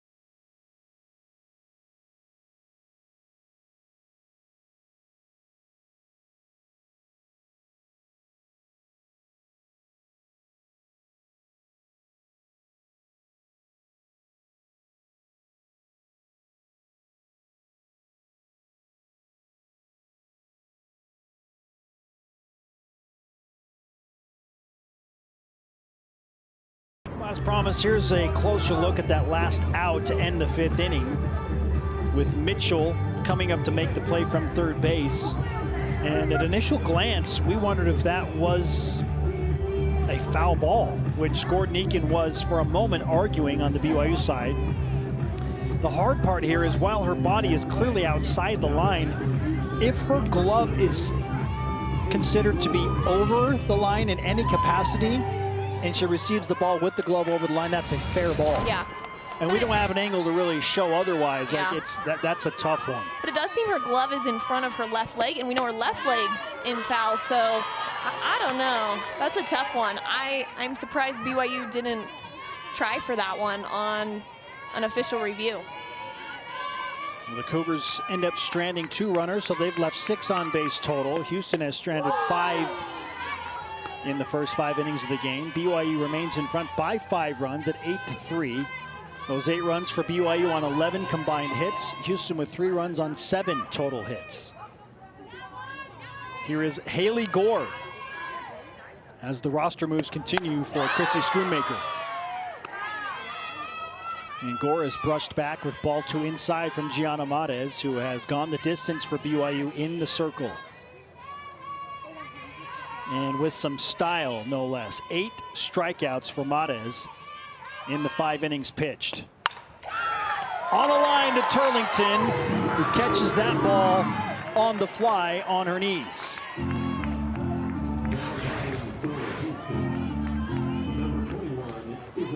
Yeah, that ball was definitely laced, but like you said, right to the glove of Turlington. Mares has done a great job, like you said, but I do wonder, can she throw the 7 innings with that injury? I mean, it seems so, but maybe not. Maybe they'll switch her out just to try and keep her healthy right here. So Mares gets a nice hand after going 5 1/3, pitching with a stress fracture in her plant foot. Remarkable stuff from Mares. She will finish with the 8 strikeouts, only 2 walks, gave up 3 earned runs and 102 total pitches. And you know that's not a pitching change due to Mares not performing well. She definitely was doing amazing, but just trying to keep her body healthy. Let's take a look at some of those highlights from Gianna Mares as Jada Villegas warms up in relief. The changeup with that drop was just nasty all night, but again, it was the mix-up of off-speed stuff. Yeah, she had all the pitches working for her tonight. Curve balls, rise balls, changeups. That's what makes a pitcher tough, because then those batters have no idea what's coming next. And that is quite the sizzle reel for Gianna Mares. And a strikeout with the bases loaded in the bottom of the, or rather the top of the 4th inning in just a pressure-packed scenario. As we take one more look at Mares' totals. I said 102 pitches. It's been updated officially to 107 in her 5 1/3. And you hope she goes home and ices her foot tonight and is ready to go the rest of the weekend if BYU needs her. She did a phenomenal job today. A 4-to-1 strikeout to walk ratio for Mares tonight with the 8 Ks and just 2 walks. Jada Villegas trying to do her part as the reliever in the circle, facing Isabel Cintron. And the lefty delivers low and away. It's 2 balls and no strikes with 1 down and the base is empty.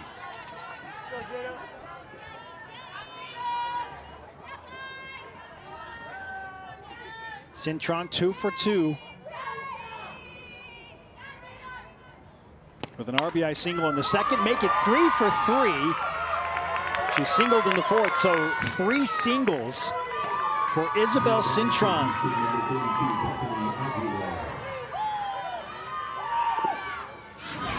She's feeling, yeah, absolutely. She's feeling good tonight. Squaring up the ball really well. And Houston needs that. They're chasing a 5-run lead right now with only 5 more outs to work with.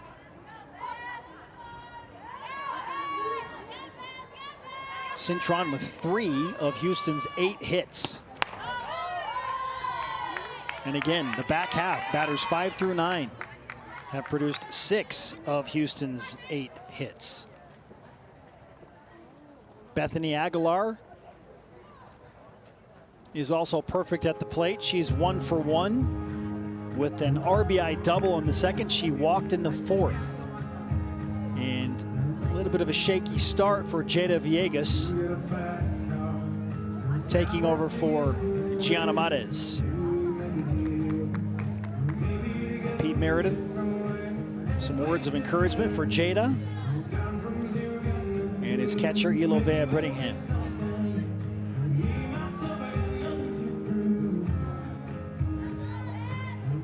Aguilar by no means a power hitter, but is batting .267.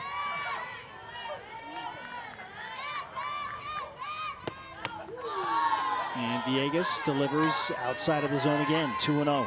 Yeah, she is definitely someone that Villegas should be going after right now against this Houston lineup that is very talented.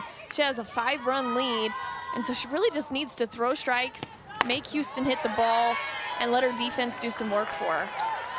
That pitch finds the outside part of the plate for strike 1. Aguilar with just 31 at-bats total on the season in the number 9 spot. And outside, it's 3-1.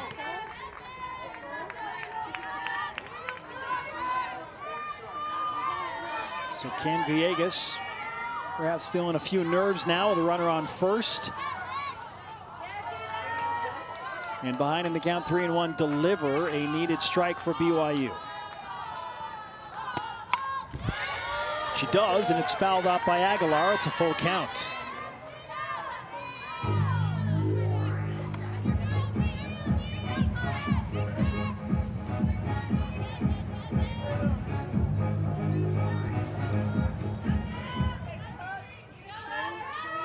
Top of the sixth, 5-run BYU lead. One out, full count, runner on first. Houston trying to spark something late. And it is a walk by Villegas. So runners on first and second now, and we move back to the top of the order for Houston. And I think this is where it could get dicey for BYU. Maddox Mitchell, McKenna Mitchell, and Maddie Hartley coming up to bat with only 1 out and 2 runners on. You don't want to let Houston crawl their way back into this game. First pitch swinging, fouled off, left side in the air from Maddox Mitchell, strike one. Villegas, part of a BYU pitching staff, again, that has combined roamed around an ERA of 8. It has been a grind for these BYU pitchers, though Villegas does bring some heat and a variety of pitches. She too just trying to find consistency and build confidence.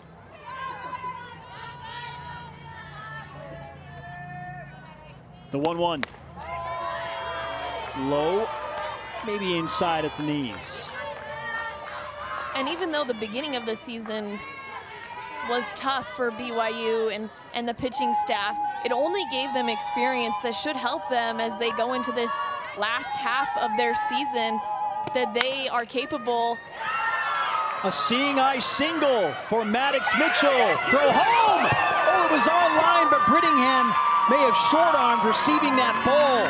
So the run slides in and scores, and it's 8-4 with runners on second and third and still only 1 out. Houston very much right back in this game. That ball hit well up the middle. BYU totally had a chance. At home, Lexi Bennett making a good online throw. And like you said, something happened with Brittingham. She just completely missed that one.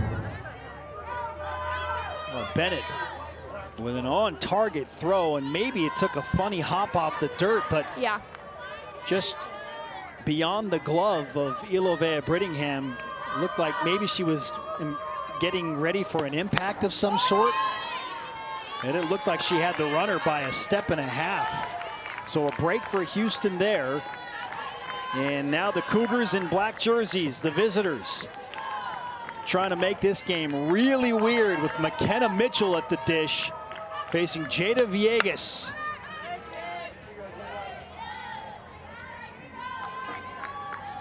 Mitchell's 15 home runs trail only her teammate Maddie Hartley, who hit her 16th home run earlier tonight. And Hartley is currently on deck. And you have to wonder if there's a little home run competition between those two. Just neck and neck like that. I mean, McKenna Mitchell definitely trying to hit one if she can right here. And that is lined through the gap at first and second. That'll score at least one. Relay throw in for Udall Woolley. Will keep the runner at third, but it's now 8-5. Houston has answered with 2 in the top of the 6th.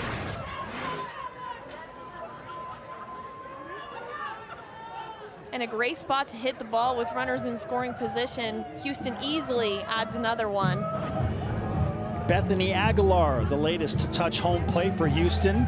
And that's going to be it for Jada Villegas. And they're going to put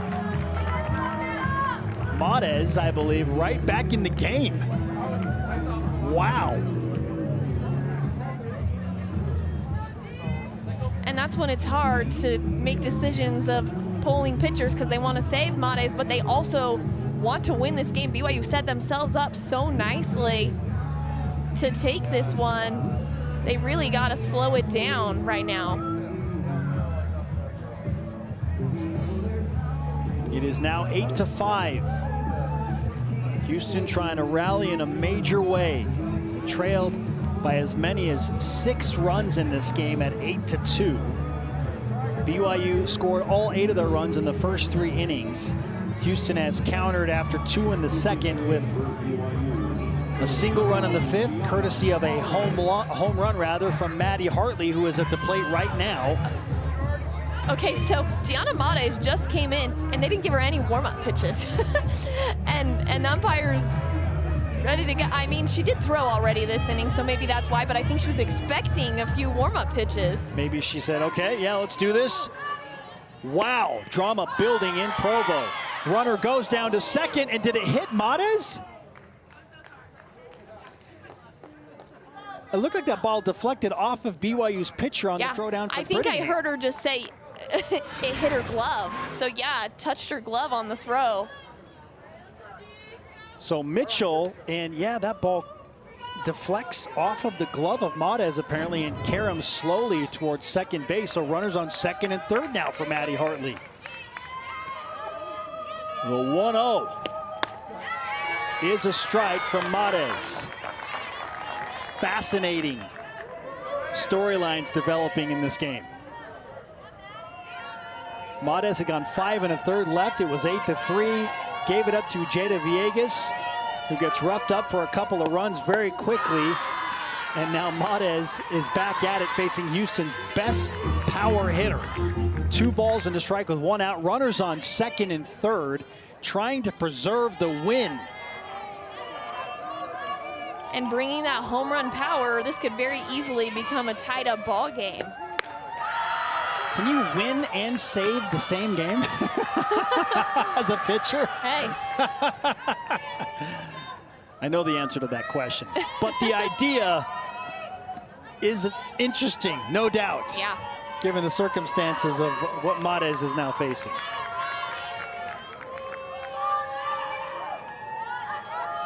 Three and 1. And Mates walks Hartley to load the bases.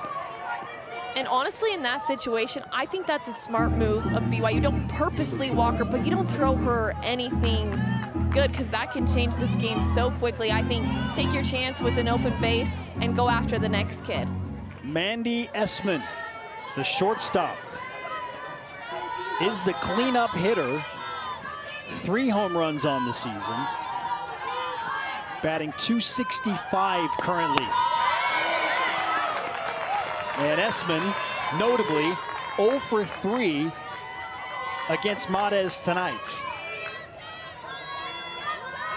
Well, and the walk also gives BYU the bases loaded, so the double play and force is now in. And she gets Essman to pop up. So Essman now 0 for 4 against Mates, a huge second out for BYU.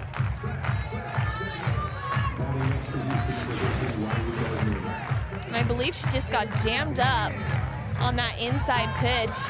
Huge, like you said, for BYU. No runners able to advance on something like that. Best case scenario in this situation for the Cougars.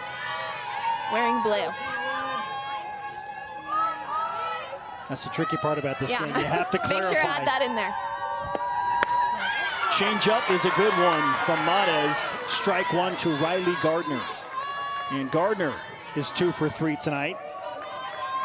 2 singles. Did strike out against Mates in her last at-bat in the 5th inning.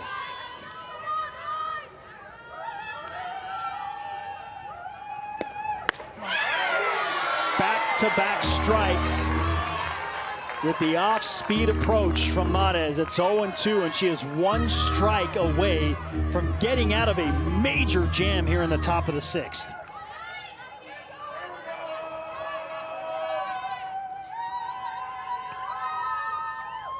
(0-2). Appeal, and Gardner able to withhold. That one didn't miss by much. Yeah, that pitch itself, even without the check swing, looked very close to that strike zone.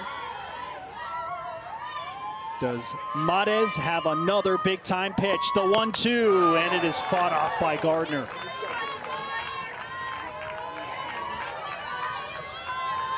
You think this game matters to both of these teams? Yeah, you can tell. And I think that's how this whole weekend is going to go. It's going to be a fight to the very end.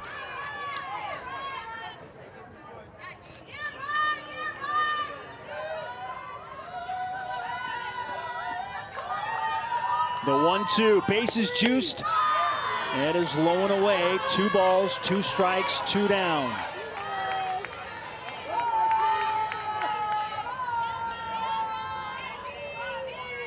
Mitchell at third. Another Mitchell at second. Hartley at first. And did that? So I think she thought it was ball four. Yeah, okay. Yeah. For a second, I thought, did that hit? Does she think that hit her somehow? Because she's taking off the protective pad. Wow. It gets even more interesting. Full count, 2 down, bases loaded, 3-run game. Matez facing Riley Gardner. Payoff pitch, hit on the line, into left field. That'll score 1, and it'll stay at that with the throw in from left field, courtesy of Lily Owens. But it is 8-6. Riley Gardner with an RBI single with 2 outs to pull her team within 2 runs. Very nice swing by Gardner. Pokes him right in that hole. Turlington did a good job trying to get a glove on it. But like you said, the throw from Lily Owens, I think Houston almost could have scored another one right there, but her throw held them up at third. So now Jordy Wilkins faces Matez. Ball 1 high. Well, Chrissy Schoonmaker said it in her interview with us a few innings ago. This team is just built on gritty, tough hitting in late inning scenarios and with 2 outs. And this is exactly what we are seeing here tonight. Yeah, I liked how she said it. They have late inning surges. They're known for their late inning surges. And you can totally see that from them. Ball and a strike. Base is still loaded. BYU clinging to a 2-run lead. That is popped up into shallow right field, and the catch is made by Rita Tavita. So Matez breathing a little easier as she comes back into the circle after being replaced for a short time to get some critical outs. BYU in front by 2 for now.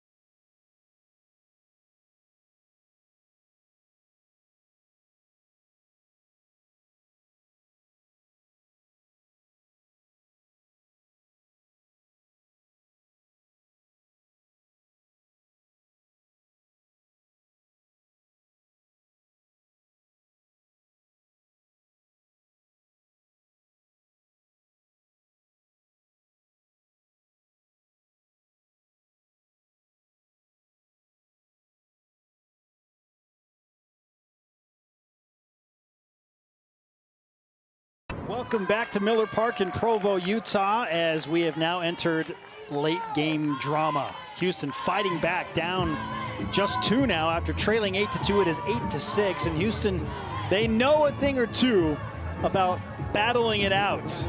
In a series with Baylor, game 1 went gulp 15 innings, more than 4 hours, the longest game in the entire season for the entire NCAA in 2026.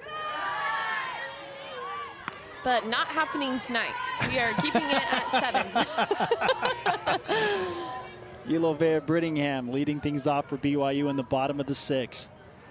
Cougars would love nothing more than to tack on an insurance run or two here in the 6th against the always dangerous Houston offense. BYU 3 defensive outs away from taking the always critical first game of a 3-game conference series. London Park is the pitcher, has done a nice job in relief. Yeah, especially last inning, started out a little rocky, had a walk, a hit, and ended up zeroing the Cougars, even though it started off not going her way.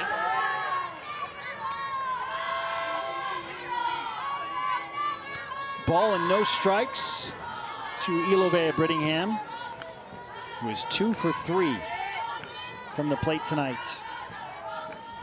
An RBI double in the first, singled in the second. Grounded out in the third, and a strike there against Park makes it 1-1.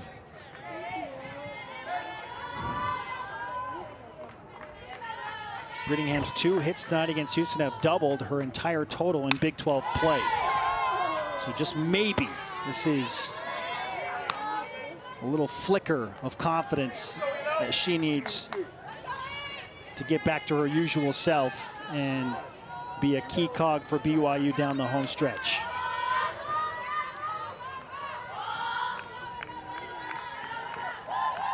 The 2-2. And it is a full count.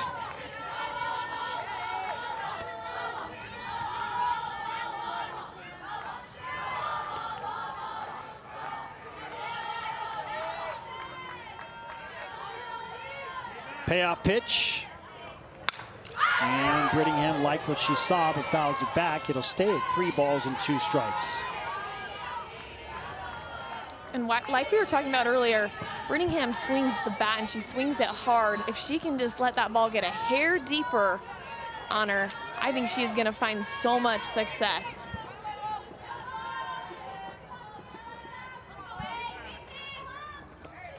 Brittingham, sharp grounder to short, handled by Esman, and there's 1 down.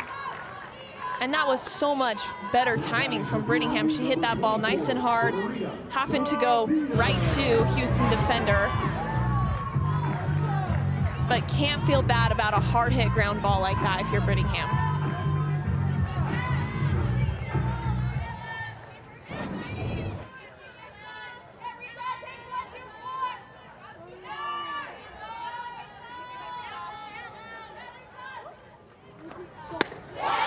Change up from Park is a good one as Tavita swings and misses for strike 1.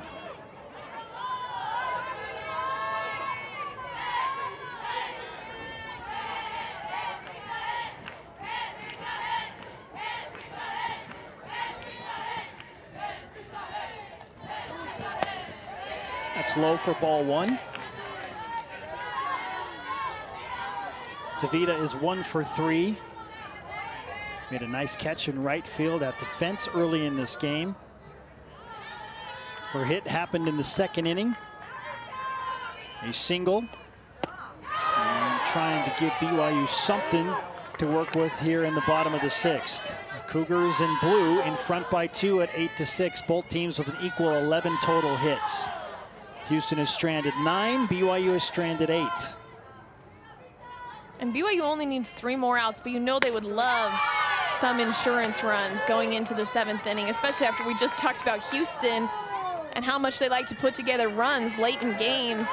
You know they're not done yet if they have any say. 2-2.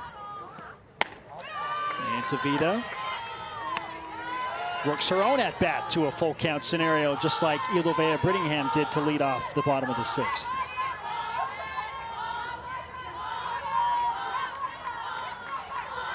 Park on the payoff, and Tavita into center field, over the glove of Wilkins. That'll be at least 2. Tavita stretching for third base, slides in safely. It's a 1-out triple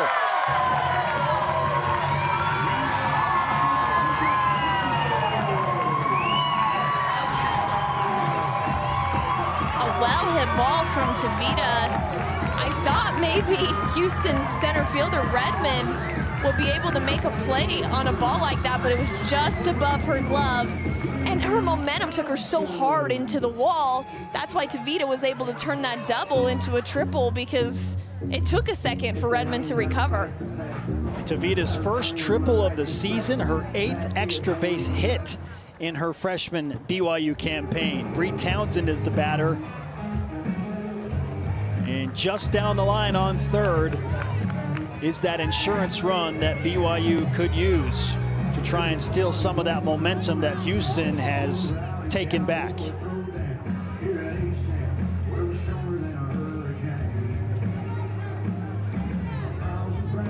Quiet night at the plate for Bree Townsend. She's 0 for 3. In fact, she is the only BYU player in the starting 9 yet to record a hit.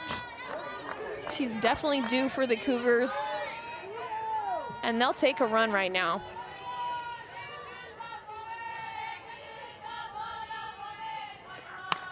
And that is poked down the third base line. It's going to fall fair. Rita Tavita scores. It's 9-6 BYU. Well, you called it, Taylor. Townsend due after a slow night at the plate, and she delivers a critical bloop single into shallow left field that scores Tavita, who just put together her first triple of the season. And it's not always the prettiest of hits, but you just got to find those holes, and she did right there. Worked perfectly for BYU to add that one more run to help themselves feel more comfortable as they're going into that 7th inning. There'll be a pinch runner for BYU. It is Miranda Mansfield.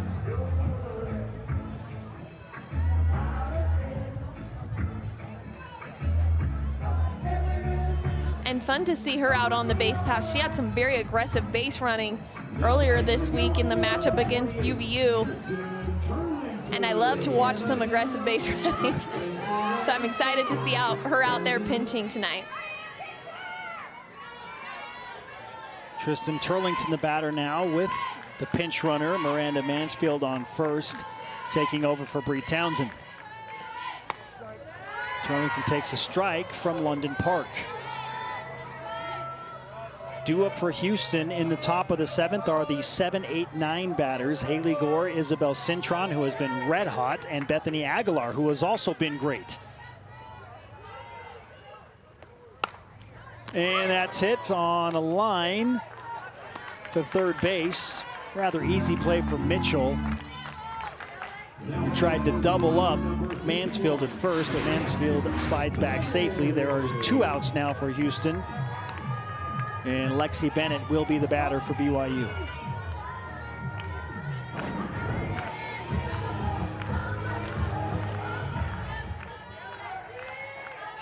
And besides the 1 run, London Park has done a really good job for Houston, slowing down BYU and their offense. Bennett lays off the first pitch from Park for ball 1.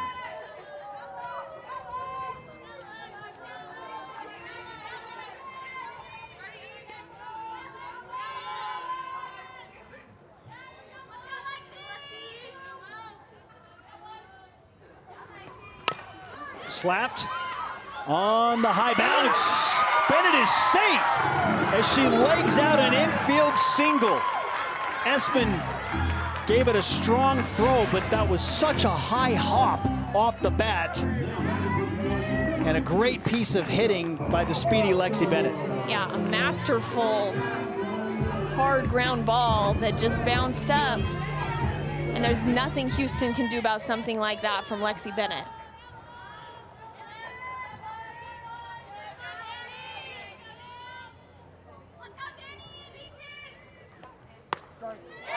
Danica Acosta takes strike 1. Runners on first and second with 2 outs. BYU has added an insurance run in the bottom of the 6th to make it 9-6.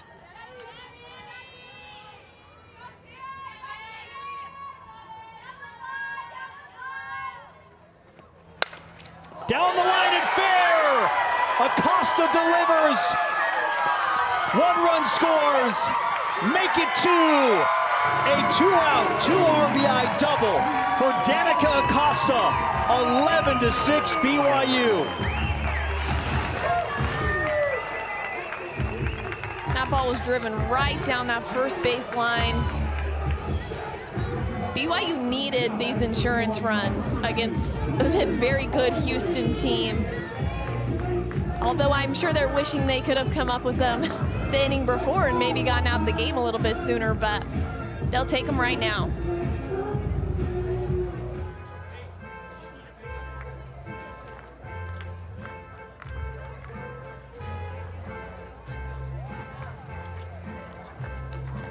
And Houston is going to have another pitching switch.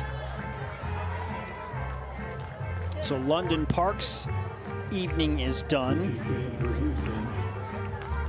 And she gives up 3 in the bottom of the 6th.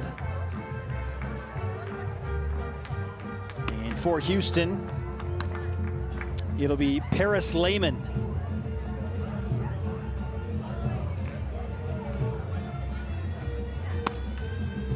Redshirt senior, 8.85 earned run average, has pitched 40 1/3 innings this season. 15 strikeouts, 30 walks, is 2-3 as the pitcher of record.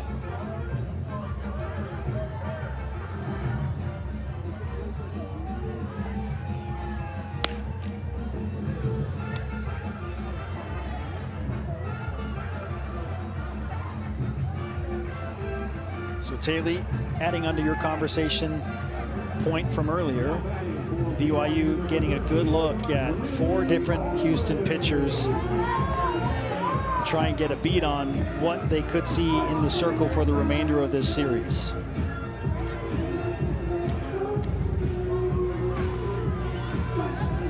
The winner of tonight's game will, well, I should point out, BYU is in last place. If BYU wins tonight, they will move out of last place and replace Houston for that second to last place spot. With the Cougars in black at 3-12 in Big 12 play, BYU 2-10.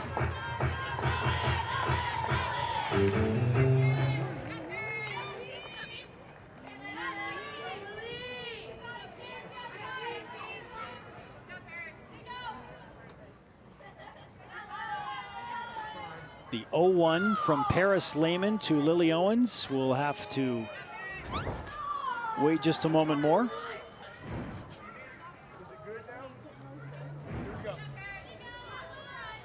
All right, home plate umpire Mike Bartling calling time there. And now we're ready to go again. Strike on the outside part of the plate from Lehman. It's 0-2 to Lily Owens.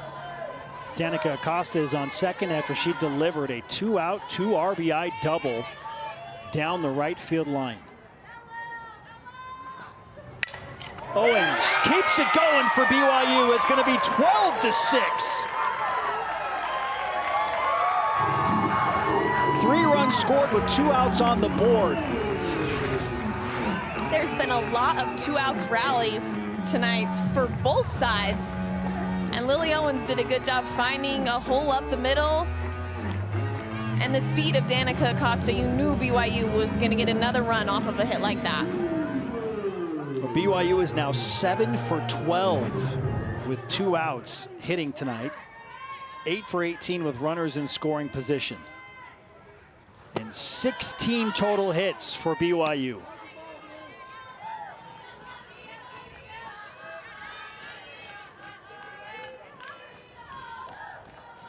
Cougars in blue now doubling up their counterparts from Houston.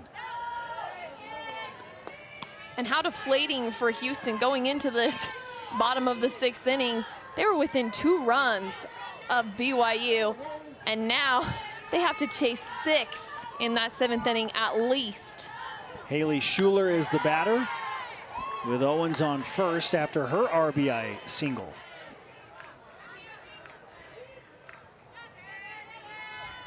Schuler 2 for 4, doubled in the first, RBI single in the third. Takes a pitch inside, and it's 3-1. Incredibly, BYU is in a position again where if they score 2 more runs here, it could end in a mercy rule win. And it goes through the glove of Essman. Owens will hold up at third. Third error of the game by Houston's defense. And now Houston in real trouble as Matty Udall-Woolley comes to the plate, who has delivered the only BYU home run of the night.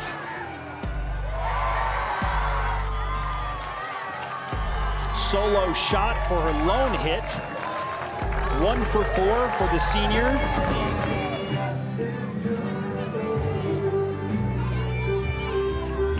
And if we see that home run power again from her right here, like you said, it will end this game early. BYU will inflict the run rule on Houston.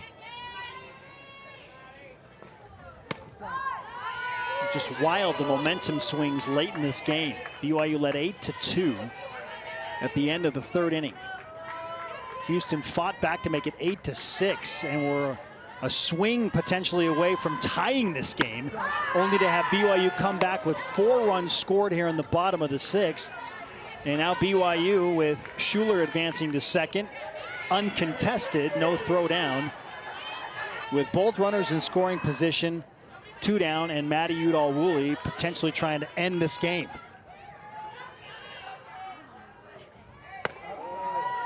Yeah, I don't think either of us could have guessed that the game would go something like this tonight. Like I said earlier, I feel like a lot of times that first game of the series is more of a pitcher's duel, not having, 27 hits between both teams and a total of 18 runs scored. It's just been a really big offensive night, specifically for BYU, but not a bad night from Houston either. All types of crooked numbers on the scoreboard. 3 errors from Houston, 1 for BYU, 17 combined left on base. 2-2 with 2 down, runners on second and third. Matty Udall-Woolley facing Paris Lehman and fights off that pitch to earn at least 1 more look at an offering from the 4th pitcher of the night, wearing the Houston black. And I think a conversation for Houston tonight will be that they need to clean up their defense. I mean, I think that's let BYU go on these big, long runs in some innings that maybe wouldn't have necessarily happened if Houston's a little bit tighter defensively. So that's definitely going to be something they're thinking about as they go in to the rest of the series against BYU.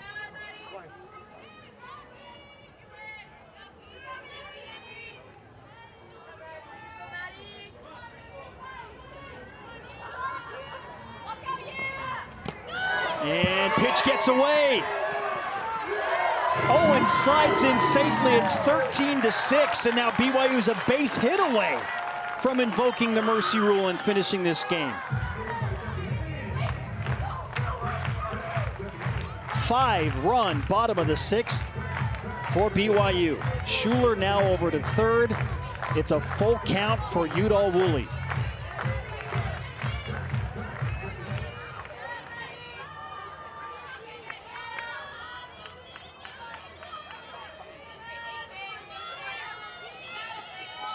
The payoff to second, and we're going to play at least 3 more outs.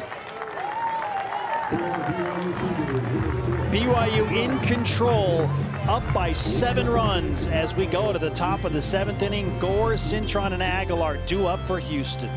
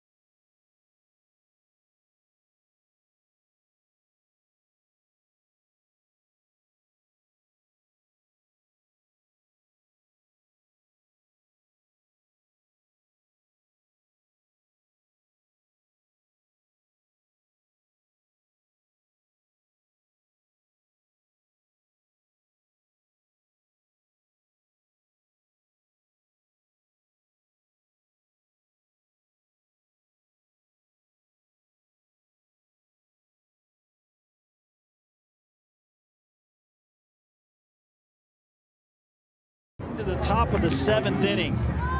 And what a strange game, to say the least. Back and forth, huge momentum swings. It was all BYU early in this game, relatively speaking. And then it wasn't, with Houston surging back to make it a 2-run game after they scored 3 in the top of the 6th at 8-6.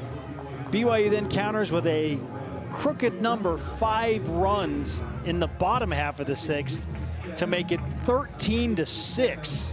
And now Haley Schuler will try and close this game out for BYU into the circle, seeking 3 outs against batters 7, 8, and 9 for Houston. Schuler is 5-7 as the pitcher of record, 7.22 earned run average, has pitched 63 innings. And I add some emphasis to the tone there because Schuler was, at best coming into the season, expected to be a situational pitcher. Yeah. But now she is, in many ways, the primary pitcher for BYU. She is the ace. Yeah. For this staff. We see her coming in tonight, but there's many games she's starting out the game for BYU. Kate Daly out for the year as a starter for BYU in the circle. Kaysen Korth.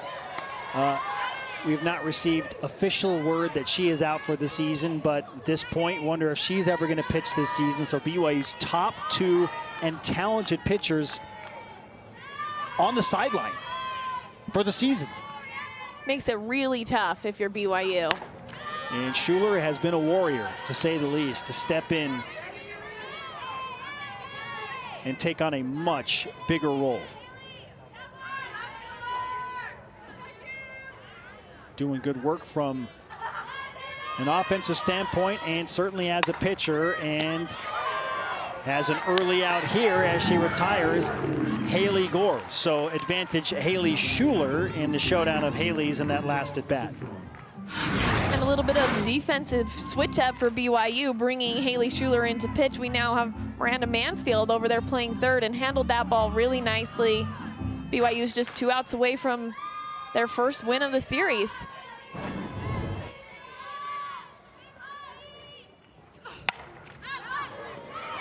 Schuler comes right back with some heat. It's fouled off right side by Isabel Cintron, who is 3 for 3 with 3 singles and an RBI. Okay, and I think Deanna Mata is the pitcher, is out there playing right field for BYU right now. Good point. Rita Tavita is not in right field anymore. That's Mata's. And I don't think that's normal for her whatsoever, but I think just with how they had to rotate everything tonight, BYU has to put their starting pitcher out in right field to finish off this game. BYU doesn't have enough healthy bodies to get around a situation like this. As we take a look at the swing from Cintron and miss. Good movement on that pitch from Schuler. 0-2. Can she retire Cintron for the first time tonight? Who again is 3 for 3 for Houston. Rise ball high, well outside of the zone.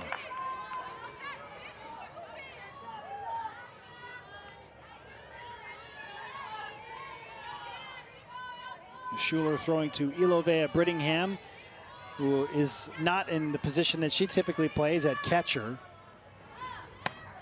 And she takes over for Kaya Fabella, who's also out with an injury for BYU.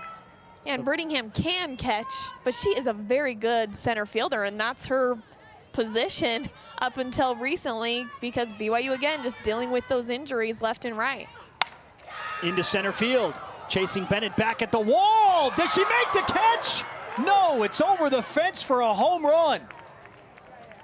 And Bennett is slow to get up. I thought she had it in her glove for a moment. Houston was not sure. Well, and I don't even think she has her glove. Maybe it's in her glove sitting over the fence. That would be crazy. There it is. Really good effort from Lexi Bennett on that ball. Let's take another look as Cintron goes dead center for the solo home run. And Bennett, man, it looked like she had it in her glove for a moment. Oh, I think she did, and she just dropped the glove over the fence. Like the impact of the fence. Oh, oh my gosh. She catches that ball and then loses her glove. Oh my gosh. How frustrating for her. What an effort. Almost that close to robbing a home run. Okay, and Cintron. 4 for 4 now. Not only 3 for 3 on the night, but has to top it off with the cherry of a home run. Oh, Bennett. Oh, man. I mean, inches from being on SportsCenter's top 10 tonight. Yeah. With a catch to rob a home run in center field. 13-7. Aguilar. And that finds a spot on the ground into right field. Yeah, that bottom half of the lineup just continues to deliver for Houston today. Aguilar is now 2 for 2 with an RBI double, that single, and 2 walks. 8-9 batters, or a combined 6 for 6 for Houston. Wow. Top of the order. Maddox Mitchell. Turlington's gonna have to hurry that throw and does not get Mitchell in time. And I think Haley Schuler wishing she had maybe gone for that ball. It's one of those tricky ones where you don't want to take it from your shortstop, but then the ball was rolling slow enough that Turlington didn't have a chance over there at first. We should not be surprised that Houston is doing what they're doing. They just will continue to fight. Schuler, great stab over to first. Big second out to take care of the powerful McKenna Mitchell.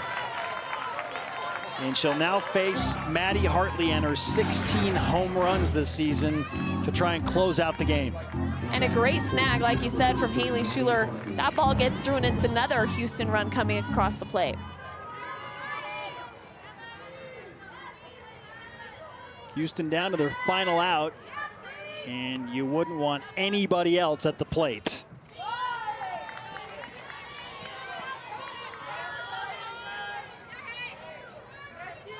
As silly as this game has been, would you be surprised to see Hartley go deep here and make it 13-10? Yeah, absolutely not. Especially with 2 outs, like that's just when they hit their best, Houston.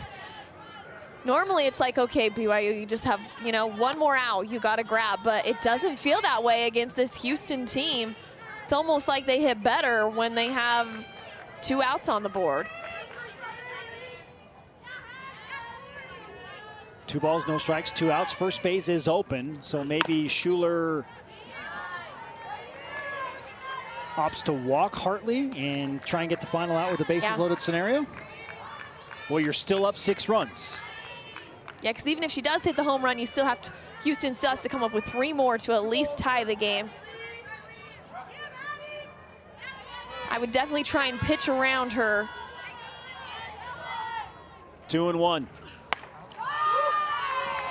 Make it 3 balls and a strike.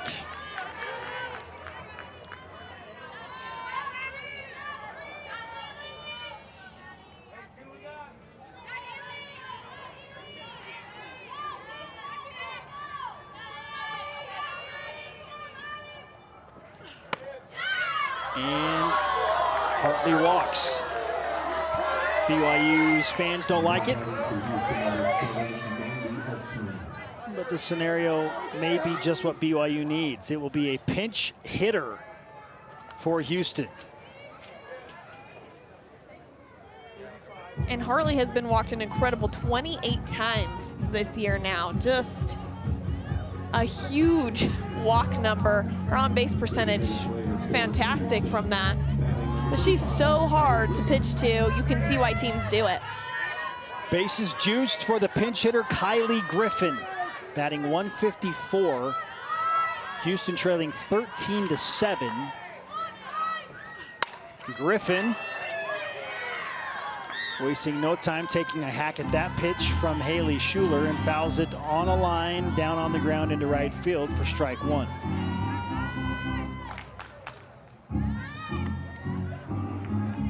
We are approaching 3 hours in this game.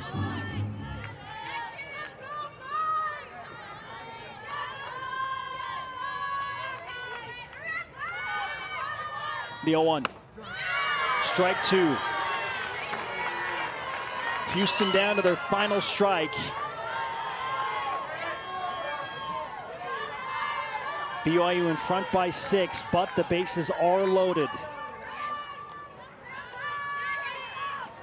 Base hit here makes things very interesting, and it's going to be just that. Extra bases. Griffin drives in 3 runs with a 2-out RBI double, and it's 13-10. Wow.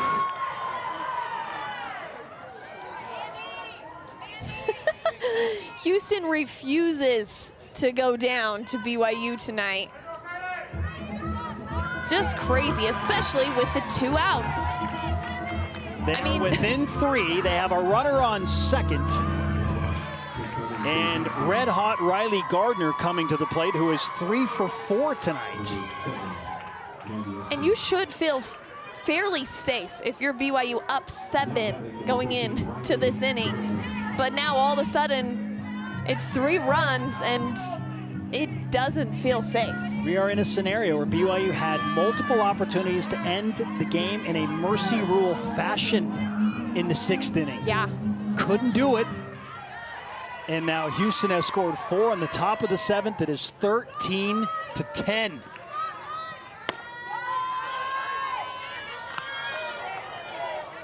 Ball 1 from Schuler. Is BYU going to go back to Mares again?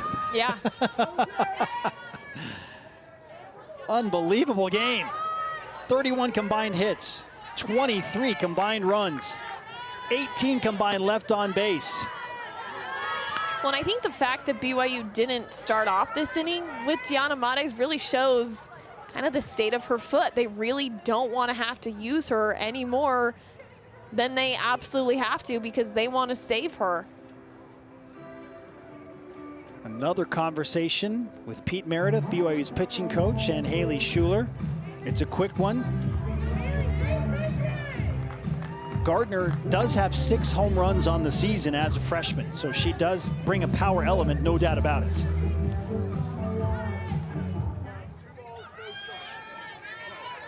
When you go back to the almost robbing of a home run early in this inning by Lexi Benton, she had the ball in her glove, and the glove falls over the fence.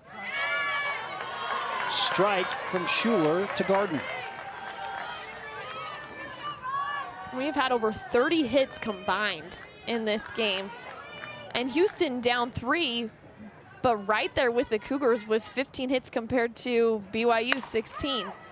On the ground, and that will end the game. Almost unbelievably. Yeah.